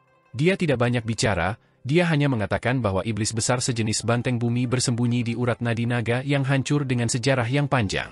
Banteng bumi telah bersembunyi di sana selama lebih dari 200 tahun, memungkinkannya mencapai basis kultivasi yang setara dengan tingkat gerbang naga untuk pemurniki. Begitu dia berkultivasi menuju tingkat inti emas dan membentuk inti emas, dia pasti akan mulai berputar dan membawa malapetaka ke negara Phoenix Biru, menyebabkan tragedi yang mengejutkan terjadi. Banyak orang akan mati di prefektur dan kabupaten dalam radius 500 km. Karena itu, mereka pasti harus menekan dan membunuh banteng bumi sebelum dia berhasil membentuk inti emas. Mereka melakukannya demi Azur Phoenix Nation. Lu Yangzhen telah bepergian dengan 2 teman sementara yang juga merupakan kultivator pengembara untuk mencari harta karun saat itu, dan mereka hampir tertawa terbahak-bahak setelah mendengar penjelasan yang benar yang diberikan oleh Earth Immortal. Bahkan, mereka pasti akan tertawa terbahak-bahak jika mereka tidak takut dengan basis kultivasi Golden Courtier milik Earth Immortal. Alasan mengapa Lu Yangzhen membentuk aliansi sementara dengan saudara laki-laki dan adik perempuannya dan melakukan perjalanan melalui Azur Phoenix Nation, Fortune Mountain Nation, dan beberapa wilayah lain bersama-sama adalah karena adik perempuannya adalah seorang kultivator tanah yang sangat langka. Saat ini, kakak laki-laki dan adik perempuannya perlahan-lahan bergerak ke arahnya. Sebagian besar berkat Lu Yangzhen dan kultivator perempuan itu, mereka dapat berbagi beberapa rampasan dengan makhluk abadi bumi tingkat inti emas. Lu Yangzhen ahli dalam formasi, yang memungkinkannya untuk menekan keributan yang disebabkan oleh banteng bumi yang memutar tubuhnya. Dengan kata lain, dia dapat mencegah klan abadi yang tepat untuk memperhatikan situasi di sini, tidak memberi mereka kesempatan untuk merebut hasil kerja keras para kultivator pengembara dalam menaklukkan dan membunuh binatang iblis itu. Sementara itu, keterampilan kultivator wanita merupakan faktor terpenting yang membuat Dewa Bumi tingkat inti emas bersedia mempekerjakan mereka. Dewa Bumi hanya menentukan perkiraan lokasi tempat banteng bumi bersembunyi, tetapi dia masih belum dapat menentukan lokasi spesifiknya. Akibatnya, kultivator wanita yang tidak memiliki keterampilan dalam bertarung diberi kesempatan untuk menunjukkan keahliannya. Kultivator wanita itu adalah seorang wanita yang mengenakan pakaian cerah, dan dia adalah pemurni ki tingkat kelima yang bakat kultivasinya tidak dapat dianggap baik. Dia hanya dapat dianggap baik di antara sesama kultivator pengembara. Dia memiliki kesan yang cukup baik tentang Lehu Yang Zhen, dan dapat dikatakan bahwa mereka relatif terbuka dan jujur satu sama lain selama mereka bekerja sama untuk Dewa Bumi tingkat inti emas. Menggunakan suara pikirannya, dia diam-diam bertanya, para pendatang baru ini memendam permusuhan terhadap kita, mereka jelas berteman dengan kedua orang itu. Apa yang harus kita lakukan? Lu Yang Zhen mengelus dagunya dan menjawab, kita akan mengamati situasinya dan mengambil tindakan yang sesuai. Wanita itu mengangguk tanda mengerti. Dia jelas merupakan kultivator pengembara yang paling beruntung dalam misi ini untuk menaklukkan dan membunuh banteng bumi. Setelah pertempuran sengit dimulai, dia jauh lebih santai daripada kakak laki-lakinya dan Lehu Yang Zhen. Bahkan, tidak berlebihan untuk mengatakan bahwa dia tidak melakukan apapun. Ini karena dia adalah seorang kultivator bumi yang tergabung dalam cabang sampingan sekolah naturalis. Kakak laki-lakinya adalah seorang pria kekar yang tingginya 8 kaki, dan dia memegang sepasang kapak lebar dan mengenakan baju zirah biru yang bertuliskan banyak jimat. Wajahnya berlumuran darah, tetapi untungnya itu berasal dari beberapa luka luar. Karena takdir, dia telah memilih jalan seorang kultivator militer. Namun, dia hanya seorang kultivator militer dalam bentuk tetapi tidak dalam hakikatnya. Dia telah memperoleh kitab suci rahasia abadi kelas 3 yang mengajarinya cara melunakkan fisiknya dan menstabilkan jiwanya. Ditambah dengan baju zirahnya yang berharga, alat roh yang telah menghabiskan seluruh kekayaannya untuk dibeli di masa mudanya, dan dia seperti harimau yang diberi sayap baru. Dia cukup terkenal di wilayah perbatasan negara pegunungan keberuntungan. Namun, pembuat uang sebenarnya bukanlah dia, seorang pria kekar dalam baju zirah yang memiliki kekuatan tempur yang mengesankan. Sebaliknya, itu adalah adik perempuannya, seorang kultivator bumi. Kembali fokus ke Lehu Yang Zhen dan dua sekutunya, satu adalah seorang kultivator formasi yang tidak ahli dalam menyerang, satu adalah seorang kultivator militer tidak sah yang fokus pada pertahanan, dan satu lagi adalah seorang kultivator bumi yang tidak berdaya dan tidak memiliki kekuatan tempur. Jadi, mereka bisa dianggap relatif normal. Namun, ada kelompok lain yang terdiri dari 7 atau 8 kultivator pengembara yang sedang menilai situasi dan diam-diam mengamati kultivator pedang muda itu. Bahkan, ada juga sedikit keganasan dan kekejaman di mata mereka saat mereka melihat lawan mereka. Sebagian besar kultivator ini sudah saling kenal, dan mereka semua adalah pemurni ki dari daerah yang berbatasan dengan negara Azur Phoenix. Mereka kemungkinan besar memanfaatkan ritus pembebasan air dan tanah dan upacara pemujaan surgawi untuk mencoba peruntungan mereka. Mereka telah memberikan kontribusi yang signifikan dalam pertempuran melawan banteng bumi, dan ada seorang kultivator militer yang terlibat dalam pertempuran jarak dekat, seorang pendeta Taois sesat yang ahli dalam jimat dan boneka, seorang kultivator hantu yang memegang spanduk pemanggil jiwa, dan seorang pria kekar yang barang ikatannya secara mengejutkan adalah 3 perisai, perisai rotan, perisai burung, dan perisai jimat logam. Yang terakhir bertanggung jawab untuk melindungi rekan-rekannya yang tidak dapat menghindar tepat waktu. Ada juga seorang kultivator pedang tua yang masih berada di tingkat kelima untuk saat ini. Pedang terbangnya akan mengembun menjadi senjata nyata setelah meninggalkan titik akupunturnya, menjadi hitam pekat dan tumbuh hingga kira-kira 2 kaki panjangnya, diselimuti angin dan kilat dan juga memancarkan aura berdarah yang kuat. Namun, karena dia belum mencapai tingkat abode dan benar-benar menciptakan tempat tinggal internal, energi spiritualnya kurang dan tidak mampu mendukung pedang terbangnya terlalu lama. Karena itu, dia sering melancarkan satu serangan sebelum memanggil pedang terbangnya kembali ke titik akupunturnya, di mana dia akan memeliharanya menggunakan energi spiritual dari koin kepingan salju dan menunggu kesempatan berikutnya untuk menyerang. Faktanya, setengah dari luka parah di tubuh banteng bumi disebabkan oleh pedang terbang dari kultivator pedang tua ini. Bagaimanapun, tulang punggung sejati dari kelompok kultivator pengembara ini adalah seorang tetua yang mengenakan jubah hitam yang duduk di atas rubah hitam raksasa dengan 5 ekor. Tetua itu menoleh untuk melirik kultivator tingkat inti emas yang bersembunyi di latar belakang, dan pesannya sangat jelas. Dewa bumi ini adalah orang yang menawarkan koin panas yang lebih rendah untuk menekan dan membunuh banteng bumi, dan kelompok kultivator pengembaranya memang telah berkontribusi banyak, melakukan semua yang diminta dari mereka. Dewa bumi tingkat inti emas tiba-tiba tersenyum dan berkata, begitu, jadi kamu adalah murid legalisme. Tidak heran. Chen Ping'an tidak tahu bagaimana Dewa bumi itu bisa salah paham. Dewa bumi itu mungkin sangat akrab dengan budaya dan adat istiadat bangsa Phoenix Biru. Dia tersenyum dengan mata menyipit dan melanjutkan, kalau begitu, kita memang harus bertarung satu sama lain. Suasana di celah gunung langsung menjadi sangat tegang. Penggara-pengembara terbiasa mengingkari janji dan mengkhianati sekutu mereka. Orang mati dalam mengejar kekayaan seperti halnya burung mati dalam mengejar makanan. Siapa yang tidak ingin mendapatkan tambahan 50 koin panas yang lebih rendah? Mereka tentu akan bekerja untuk mendapatkan uang bersih, tetapi apakah itu berarti mereka akan menahan diri untuk tidak bertarung demi uang haram? Bagaimana kultivator pengembara memperoleh posisi resmi di Istana Kekaisaran atau menjadi tetua tamu di pasukan abadi? Seringkali, batu loncatan mereka adalah menyelesaikan tugas kotor. Misalnya, mereka ditugaskan untuk membunuh pejabat penting dari negara musuh, atau membalas dendam dan menyelesaikan permusuhan antara pasukan abadi, tugas yang tidak cocok untuk dilakukan sendiri oleh Istana Kekaisaran dan pasukan abadi.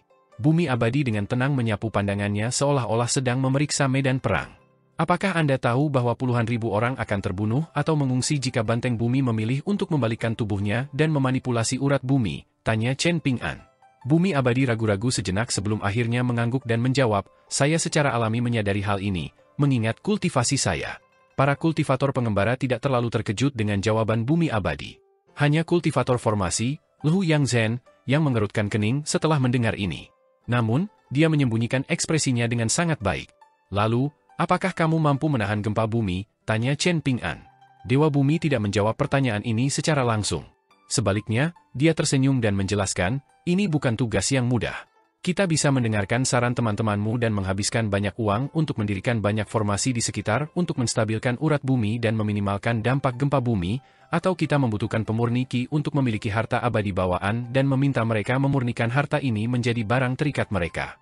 Dengan begitu, harta abadi dapat digunakan untuk menstabilkan gunung dan menekan urat bumi. Melihat Chen Ping'an tetap diam, Dewa Bumi dengan hati-hati mengamati pemuda itu sejenak sebelum berkata, aku yakin kita akan bertemu lagi suatu hari nanti.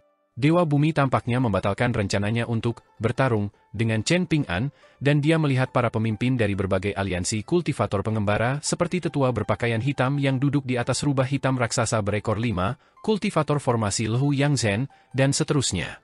Dia menggunakan suara pikirannya untuk memberitahu mereka lokasi untuk membagi rampasan dan menerima kompensasi yang tersisa, setelah itu dia terbang terbawa angin.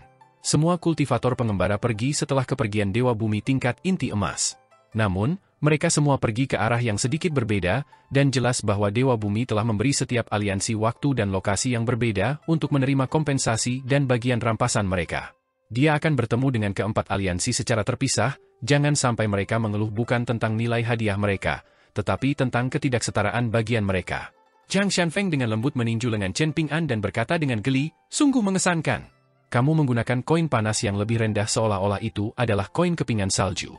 Xu Yuanxia telah berdiri kembali beberapa saat yang lalu, dan dia menyarungkan pedangnya sebelum menyisirkan jari-jarinya ke janggutnya untuk menyisir rambut wajahnya yang menggumpal karena darah. Kita aman untuk saat ini, tetapi aku khawatir orang di tingkat inti emas itu mungkin punya niat jahat. Aku yakin dia adalah salah satu orang paling berkuasa di daerah ini. Jika keadaan semakin mendesak, kita harus membatalkan rencana awal untuk tinggal di sini dan menunggu perdebatan antara Buddhisme dan Taoisme. Akan lebih baik bagi kita untuk pergi secepat mungkin. Pedang bela diri sejati yang dipinjamkan Chen Ping'an kepadaku dan pedang pendekmu. Apakah kita benar-benar akan meninggalkannya di kantor kepala gubernur militer begitu saja? Zhang Xianfeng bertanya dengan ragu-ragu. Memberi, bukan meminjamkan, Chen Ping'an mengoreksinya. Meskipun Xu Yuanxia merasa sakit hati dan enggan, dia tetap menjawab dengan ekspresi tegas, kantor kepala gubernur militer tidak akan tumbuh kaki dan melarikan diri, jadi kita akhirnya akan memiliki kesempatan untuk kembali dan mengambilnya. Jika tidak, jika kantor kepala gubernur militer adalah pelaku sebenarnya di balik semuanya, maka kita akan langsung masuk ke dalam perangkap mereka. Kaisar bangsa Azur Phoenix selalu menjadi orang yang tidak patuh, sementara kepala gubernur militer adalah salah satu rakyatnya yang paling dipercaya. Karena itu, kita akan menghadapi risiko besar menjadi sasaran semua orang. Selain itu, kita tidak akan dapat menjelaskan diri kita sendiri dan membuktikan ketidakbersalahan kita, dan kita juga tidak akan memiliki cara untuk membela diri terhadap tuduhan mereka yang tidak berdasar. Zhang Xianfeng dulunya adalah orang yang keras kepala yang hanya akan mengalah setelah menanggung akibatnya, atau dia tidak akan meninggalkan Konfusianisme dan pergi ke pegunungan untuk menjadi pendeta Tao. Namun, dia telah banyak berkembang selama perjalanannya ke selatan dari benua bulu utara ke benua botol berharga timur. Dia telah melihat dan mendengar banyak hal, dan dia juga telah menghadapi sejumlah tantangan. Bagaimanapun, dia tidak bersikeras pergi ke kantor kepala gubernur militer lagi setelah mendengar penjelasan Xu Yuanxia. Chen Ping'an merenung cukup lama sebelum membuat rencana yang masuk akal yang dapat membuat Zhang Xianfeng dan Xu Yuanxia merasa nyaman dan mengunjungi kantor kepala gubernur militer. Pada saat yang sama, mereka tidak akan terseret ke dalam situasinya yang berbahaya dan tidak dapat diprediksi. Saya menemukan kesempatan yang ditakdirkan di Akademi Konfusianisme di benua daun parasol, dan saya memperoleh tablet giok yang dapat digunakan untuk menyelamatkan hidup seseorang selama masa-masa bahaya kritis, jelas Chen Ping'an. Meskipun bangsa Phoenix Biru dipenuhi dengan orang-orang dari semua lapisan masyarakat, yang berarti kita tidak boleh lengah, memiliki tablet giok ini sama saja dengan ditemani oleh seorang sarjana bangsawan dari Akademi Konfusianisme. Kultivator biasa di tingkat inti emas dan tingkat baru tidak akan berani membunuh orang yang memiliki tablet giok ini. Dengan kata lain, tidak akan terlalu sulit bagi kita untuk mengambil bela diri sejati dan pedang pendek. Seseorang harus tulus ketika berhadapan dengan orang lain, namun menggali lubang dan menghadapi bahaya yang berbahaya seperti yang dilakukan Chen Ping'an terhadap Du Mao tidak dapat dianggap sebagai ketulusan lagi. Sebaliknya, itu disebut berpikiran sederhana dan naif. Pei Qian dan keempat seniman bela diri dari tanah terberkati bunga teratai sudah berjalan mendekat. Mereka semua sangat tertarik pada pendeta Tao muda dan seniman bela diri berjanggut besar itu. Mereka tidak tampak seperti orang-orang dari kampung halaman Chen Ping'an, melainkan seperti teman-teman yang telah dibuat Chen Ping'an selama perjalanannya. Wei Xian dan yang lainnya semua dapat mengatakan bahwa pendeta Tao muda itu hanyalah seorang pemurni Qi biasa dengan basis kultivasi yang pas-pasan. Sementara itu, pria berjanggut besar itu adalah seniman bela diri yang menggunakan pedang dengan basis kultivasi tingkat kelima yang lumayan. Dan, hanya itu, Pei Qian diam-diam mengamati kedua orang itu sepanjang waktu, berdiri di samping Chen Ping'an dengan tongkat pendakian di tangannya dan pedang bambu yang dibuat Chen Ping'an tergantung di pinggulnya. Dia tersenyum dan berkata, "Hai, kakak pendeta Tao dan paman yang menggunakan pedang. Saya Pei Qian, murid pembuka guru." Xu Yuanxia terkekeh dengan tawa yang hangat. Dia telah memperoleh satu tingkat senioritas secara cuma-cuma.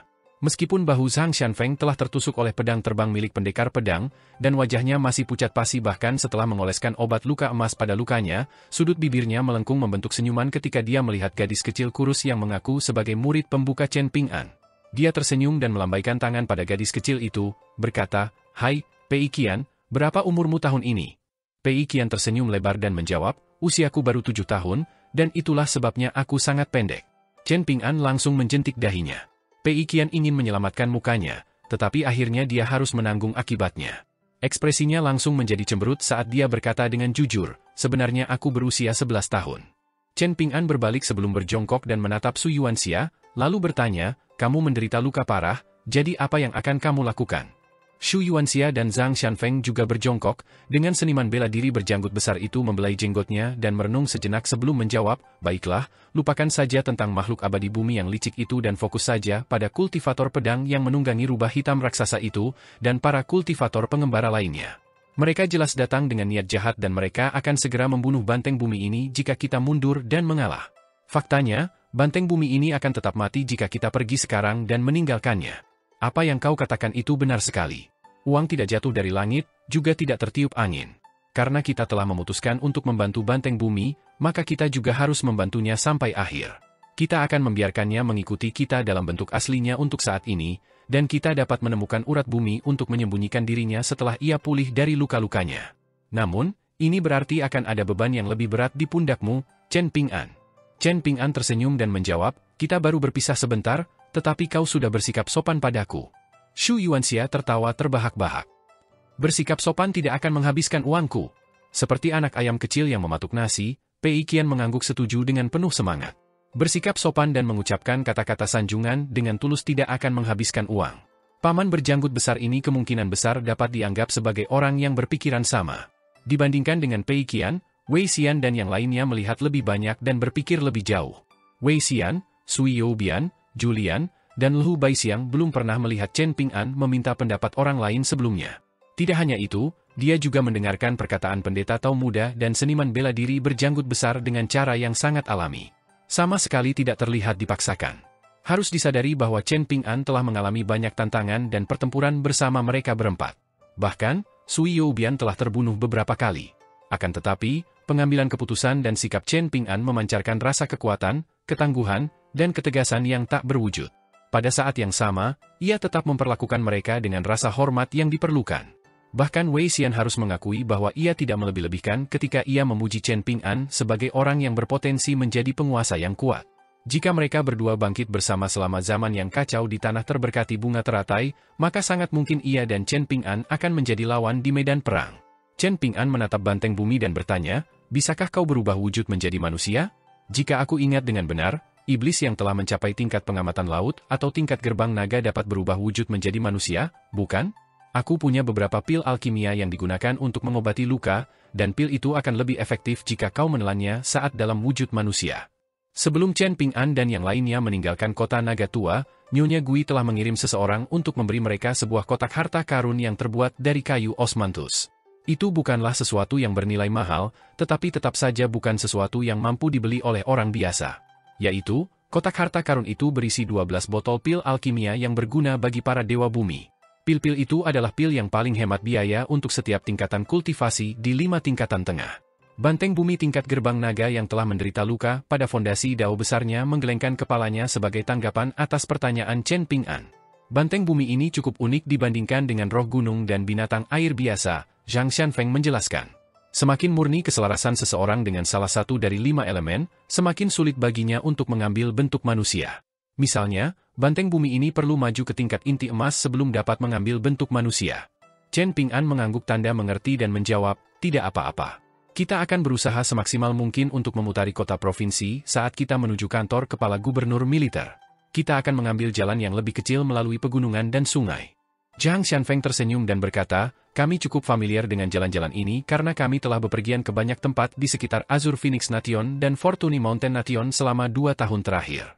Chen Ping'an mengeluarkan pil alkimia yang cocok untuk kultivator tingkat gerbang naga dan menyuruh banteng bumi untuk menelannya. 15 menit kemudian, banteng bumi sudah bisa berdiri kembali meskipun agak sulit. Tubuhnya masih penuh luka, tetapi luka-luka ini tidak lagi menghalanginya untuk berjalan normal. Bagaimanapun juga, iblis elemen tanah dikenal karena fisiknya yang kuat dan stamina yang luar biasa, dan banteng tanah tingkat gerbang naga ini juga mengungkapkan kepada mereka bahwa ia telah memurnikan vas gunung dan air berglasir hijau sebagai salah satu barang ikatannya. Vas ini dapat menyerap dan mengumpulkan energi spiritual langit dan bumi. Chen Ping'an segera memahami maksud banteng tanah, jadi ia langsung menyerahkan seluruh botol pil alkimia kepada banteng tanah.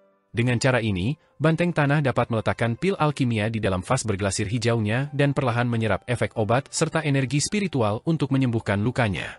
Mata banteng tanah kuning itu berkaca-kaca setelah berdiri, dan menatap pemuda yang mengenakan jubah seputih salju dan bertanya dengan suara penuh rasa bersalah, "Bagaimana aku bisa membalas tindakan muliamu, Dewa Abadi yang terhormat?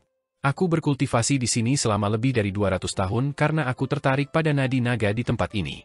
Aku memperoleh 2 harta abadi secara kebetulan sebelumnya, tetapi aku telah menyempurnakan harta ini menjadi barang-barang terikatku. Selain ini, aku belum memperoleh harta alam surga dan bumi. Dewa Abadi yang terhormat, kau telah menyelamatkan hidupku dan bahkan memperbaiki daoku, namun..." Pei Qian menghela nafas dengan sedih. "Ini semua salahku.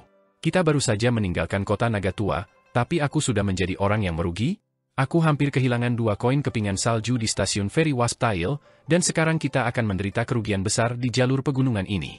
Chen Ping'an tersenyum dan menjawab, "Tidak apa-apa. Jika kamu benar-benar tulus, maka kamu dapat mengunjungi kampung halamanku di masa depan saat kamu pulih dan membentuk inti emas, dan saat kamu dapat berkeliling dunia dalam wujud manusia. Pegunungannya indah dan airnya jernih, dan energi spiritualnya juga melimpah. Kamu dipersilakan untuk berkunjung."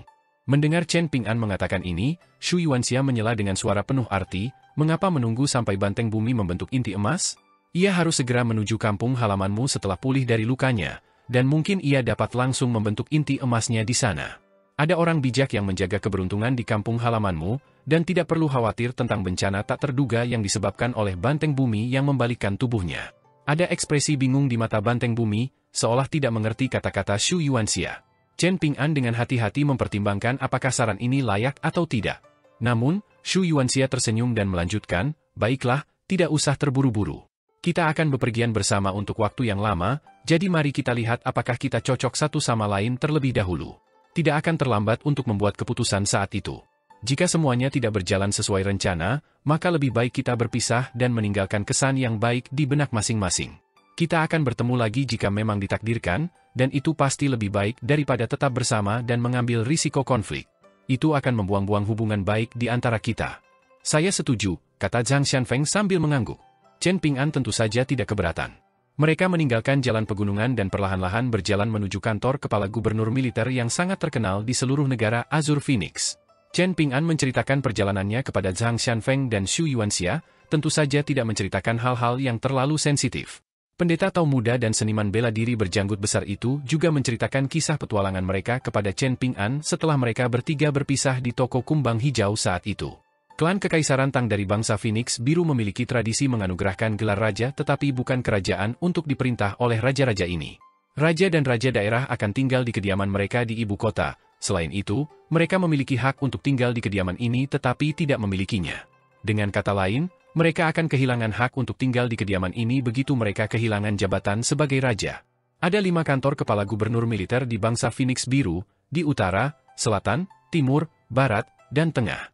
Kantor-kantor ini memegang kekuasaan yang sangat besar, dan mereka bertanggung jawab untuk mengangkut biji-bijian ke istana kekaisaran serta ke tentara. Pada saat yang sama, mereka mengendalikan perdagangan garam dan besi dan mengurus banyak hal penting lainnya. Ini semua adalah bidang kritis yang berkaitan dengan urat nadi kekaisaran. Para penguasa biasa merasa khawatir terhadap pejabat tinggi yang memegang terlalu banyak kekuasaan dan raja serta bangsawan yang memisahkan diri dan memperoleh kekuasaan absolut atas wilayah mereka, namun semuanya tenang dan damai di negara Azure Phoenix selama beberapa ratus tahun terakhir. Para pejabat dan bangsawan bertindak dengan tepat, sedemikian rupa sehingga semua orang merasa bingung. Beberapa bangsawan ini memiliki wilayah yang sangat jauh dari ibu kota kekaisaran dan dari mata kaisar, jadi bagaimana mungkin tidak ada satupun dari mereka yang menyimpan ambisi liar? Bagaimana mereka semua tetap setia dan rela mati demi kelantang kekaisaran? Bagaimanapun, negara Azure Phoenix seperti surga dunia lain yang dipenuhi dengan kedamaian dan ketenangan. Hal ini terutama terjadi jika dibandingkan dengan wilayah tengah benua botol berharga timur yang bermandikan api perang. Namun, perang-perang ini juga memaksa beberapa kawanan bangsawan dan cendekiawan untuk meninggalkan utara dan melarikan diri ke selatan. Bangsa Azure Phoenix, bangsa Fortune Mountain, dan bangsa Lofty Sky semuanya menampung puluhan ribu orang ini, dengan bangsa Azure Phoenix yang paling banyak menampung. Dari 5 gubernur militer utama di bangsa Azure Phoenix, 4 di utara, selatan, timur, dan barat semuanya telah dipromosikan ke posisi mereka saat ini setelah berjasa di medan perang atau di militer. Hanya gubernur militer utama di wilayah tengah yang mewarisi posisi tersebut dari leluhurnya. Memang, posisi ini telah dipegang oleh klan Wei dari generasi ke generasi selama 300 tahun terakhir. Klan Wei hanya mengandalkan satu keturunan langsung untuk meneruskan garis keturunan, yang membuatnya tampak seolah-olah mereka bisa goyah dan mati kapan saja. Namun, mereka menolak untuk menyerah apapun yang terjadi, mempertahankan posisi kepala gubernur militer selama lebih dari 3 abad. Kepala gubernur militer saat ini di wilayah tengah bangsa Azure Phoenix, orang dari klan Wei yang telah meminta Zhang Xianfeng dan Xu Yuanxia untuk bela diri sejati dan pedang pendek, tidak lagi bepergian untuk bertamasya dan bersenang-senang setelah mewarisi posisi ini. Sebaliknya, ia sebagian besar tetap tinggal di kediamannya. Namun, berkat prestasinya dan kisah-kisah lain tentangnya dari bertahun-tahun yang lalu, ia masih cukup terkenal di bangsa Azure Phoenix dan 2 bangsa lainnya. Kepala gubernur militer Wei terampil menulis kitab klasik Taois, menulis dengan aksara kursif, memberi anotasi pada kitab suci Buddha, dan melukis patung Buddha. Ia sangat terampil melukis dewa-dewi Buddha, bahkan, begitu terampilnya sehingga ia disebut tak tertandingi di antara orang-orang sezamannya. Bahkan di Istana Kekaisaran, sangat sulit untuk mendapatkan satu lukisan pun dari kepala gubernur militer Wei. Kepala gubernur militer juga memiliki reputasi yang sempurna di dunia literati, dan ia dianggap anggun dalam sikap, mengesankan dalam sikap, dan sama agung dan tidak biasa seperti pohon pinus yang berdesir tertiup angin. Ia bahkan lebih dihormati di antara para wanita dan gadis bangsawan di ibu kota, dan dikatakan bahwa seorang penebang kayu pernah salah mengira dia sebagai seorang abadi yang transenden ketika ia pergi mengunjungi para abadi di pegunungan bersama teman-temannya di masa lalu. Si penebang kayu berlutut dan bersujud, berseru keheranan bahwa ia telah bertemu dengan seorang abadi yang unggul. Sekarang ibu kota bangsa Phoenix Biru sedang menyelenggarakan debat besar antara agama Buddha dan Taoisme. Gubernur militer utama Wei akan melakukan perjalanan untuk mengawasi keamanan ibu kota. Ia diberi izin untuk membawa 6.000 prajurit elit ke utara dan menempatkan mereka di lokasi-lokasi penting di seluruh ibu kota. Ini adalah cerminan yang jelas dari kepercayaan dan ketergantungan kaisar kepada gubernur militer utama Wei. Faktanya, hubungan mereka begitu dekat sehingga ada beberapa rumor di dunia kultivasi yang mengklaim bahwa ada lebih dari sekadar persahabatan dekat di antara mereka. Orang harus menyadari bahwa kaisar bangsa langit tinggi dan bangsa gunung keberuntungan juga akan menghadiri debat besar antara agama Buddha dan Taoisme, namun tidak ada kaisar yang menyatakan keberatan tentang gubernur militer utama Wei yang membawa prajurit ke ibu kota. Para kaisar menganggap ini normal, dan ini sungguh sangat aneh. Pada hari ini, seorang pemuda kekar datang untuk mengunjungi kantor gubernur militer utama. Ia bersikap rendah hati dan tidak memberitahu orang luar. Gubernur militer utama Wei Liang menjamu tamunya di dalam ruang belajar. Wei Liang baru berusia 30 tahun, dan dia adalah pria yang sangat tampan dan elegan. Meskipun dia adalah pejabat yang sangat tinggi, dia sangat santai dalam berinteraksi dengan pemuda kekar itu, tidak tampak sopan dan tidak terlalu ramah. Sementara itu, pemuda kekar itu jelas mengenal baik kepala gubernur militer juga. Dia tidak duduk di seberang Wei Liang, sebaliknya, dia berdiri di depan rak buku dan membolak-balik beberapa buku yang berbeda. Wei Liang tersenyum dan berkata, "Jiang Yun, sepertinya klanmu sangat menghormatimu, karena mereka bersedia menyerahkan tugas ini kepadamu. Nah, ini juga menghemat pekerjaan dan tenagaku. Aku akan berada di tempat terbuka, sementara kamu akan bersembunyi dalam bayang-bayang. Aku percaya bahwa perdebatan antara Buddhisme dan Daosim menjelang akhir musim semi ini tidak akan menimbulkan terlalu banyak gangguan." Pemuda kekar itu tidak lain adalah orang yang tinggal di dekat ujung gang tawon sempit di stasiun feri Tawon Tail. Mungkin karena ia telah meninggalkan stasiun feri abadi yang merupakan rumah kedua baginya, Jiang Yun telah menggunakan teknik ilusi untuk menyembunyikan ikat pinggangnya, rantai besi dari sumur kunci besi yang telah disempurnakannya menjadi barang terikat. Ini untuk menghindari menarik perhatian dari orang-orang di kota. Jiang Yun dengan santai membolak-balik buku yang penuh dengan banyak sekali catatan. Ada campuran tinta hitam dan merah, dan jelas bahwa kepala gubernur militer Wei Liang telah membaca buku ini lebih dari sekali. Jiang Yun berbalik dan memperingatkan, "Jangan terlalu ceroboh, Wei tua. Kaisarmu telah membuat kekacauan besar, dan situasinya sangat rumit saat ini. Selain aku, beberapa orang lain dari klanku mungkin bersembunyi di ibu kota dan mengawasi situasi juga. Selain itu, basis kultivasi mereka jelas tidak rendah." Wei Liang tersenyum dan tidak memberikan tanggapan. Jiang Yun merasa sedikit tidak berdaya, dan dia berkata, "Negara kecil seperti bangsa Azur Phoenix benar-benar berani menjadi tuan rumah perdebatan antara Buddhisme dan Taoisme. Tidak hanya itu, tetapi mereka juga sengaja membuat masalah besar darinya. Klan Kekaisaran Tang mungkin tidak memahami bahaya besar yang tersirat dari persaingan antara tiga ajaran, tetapi apakah kamu tidak menyadari bahaya ini, Wei tua? Mengapa klan Jiang dari hutan awan pindah ke benua botol berharga timur saat itu? Aku sengaja bepergian melalui beberapa daerah yang ramai setelah meninggalkan stasiun feri Wasp Tail, dan tidak melebih-lebihkan atau apapun, tetapi jalan-jalan dipenuhi dengan pemurni Qi saat ini. Ini sudah terjadi di wilayah luar, jadi tidak perlu dikatakan bahwa ibu kota tidak berbeda. Apakah kalian benar-benar tidak takut?" Kepala gubernur militer Wei Liang meletakkan kotak kayu di atas meja, dan cahaya sedingin es langsung memenuhi ruangan saat dia membukanya. Dia mengambil apa yang disebut pisau ilmiah dari kotak kayu dan berkata dengan senyum tipis, "Karena tuanmu, kau memiliki simpati terhadap petani pengembara dan petani keliling. Namun, ini tidak berlaku bagiku. Sebelum kita mencapai akhir musim semi, aku akan melemparkan beberapa jaring untuk menangkap semua petani pengembara yang memiliki catatan kriminal, apakah kejahatan mereka dilakukan di negara Phoenix Biru atau di tempat lain. Aku akan bertindak sesuai hukum dan menangkap mereka hidup atau mati. Satu kotoran tikus dapat merusak seluruh panci bubur, jadi bagaimana dengan sarang demi sarang tikus yang menyerbu ibu kota?" Pisau ilmiah adalah hiasan yang diletakkan di meja belajar oleh para sarjana dan sastrawan yang berbudi luhur. Meskipun sangat kecil, pisau itu masih dapat dianggap sebagai senjata orang yang mulia. Ada sekitar 10 pisau cendekiawan leluhur yang tertata rapi di dalam kotak kayu di atas meja di depan Wei Liang, dan pisau-pisau itu secara kasar dibagi menjadi dua kategori, pisau yang telah melewati banyak musim panas dan musim dingin dan pisau yang hanya digunakan untuk memotong kertas syuan yang halus. Jenis pisau cendekiawan sebelumnya juga dapat disebut pisau ukir, dan ini karena orang-orang hanya dapat menyimpan catatan tertulis pada potongan bambu dan potongan kayu di masa lalu. Ini adalah buku, dan dengan demikian, pisau kecil yang digunakan untuk mengukirnya secara tepat disebut pisau buku. Pisau-pisau itu terbuat dari besi di masa lalu, dan dari tembaga di masa lalu yang lebih jauh lagi. Namun, sekarang, pisau-pisau itu terbuat dari berbagai jenis bahan berharga, dan sebagian besar digunakan untuk dekorasi dan koleksi. Pisau-pisau itu tidak lagi digunakan untuk tujuan aslinya. Wei Liang memegang pisau cendekiawan di masing-masing tangan saat ini. Satu pisau terbuat dari bambu, dan karakter, dibuat oleh Balai Zhensong, tertulis di gagangnya. Yang satunya lagi terbuat dari giok putih dan dihiasi dengan pola naga, dan di atasnya tertulis karakter, ditempa 100 kali oleh pengrajin resmi. Jiang Yun mengembalikan buku di tangannya ke rak buku dan mendesah, berkata dengan ekspresi rumit, "Dan itulah mengapa kau berencana untuk membunuh begitu banyak kultivator pengembara sekaligus. Melakukan banyak kejahatan berarti mencari kematian. Cukup banyak pekerjaan bagiku untuk berurusan dengan para dewa resmi di pegunungan, jadi para kultivator pengembara itu dapat menganggap diri mereka sangat beruntung karena aku tidak memburu dan membunuh mereka secara langsung. Tentu saja, aku juga punya alasan egois untuk melakukan hal ini.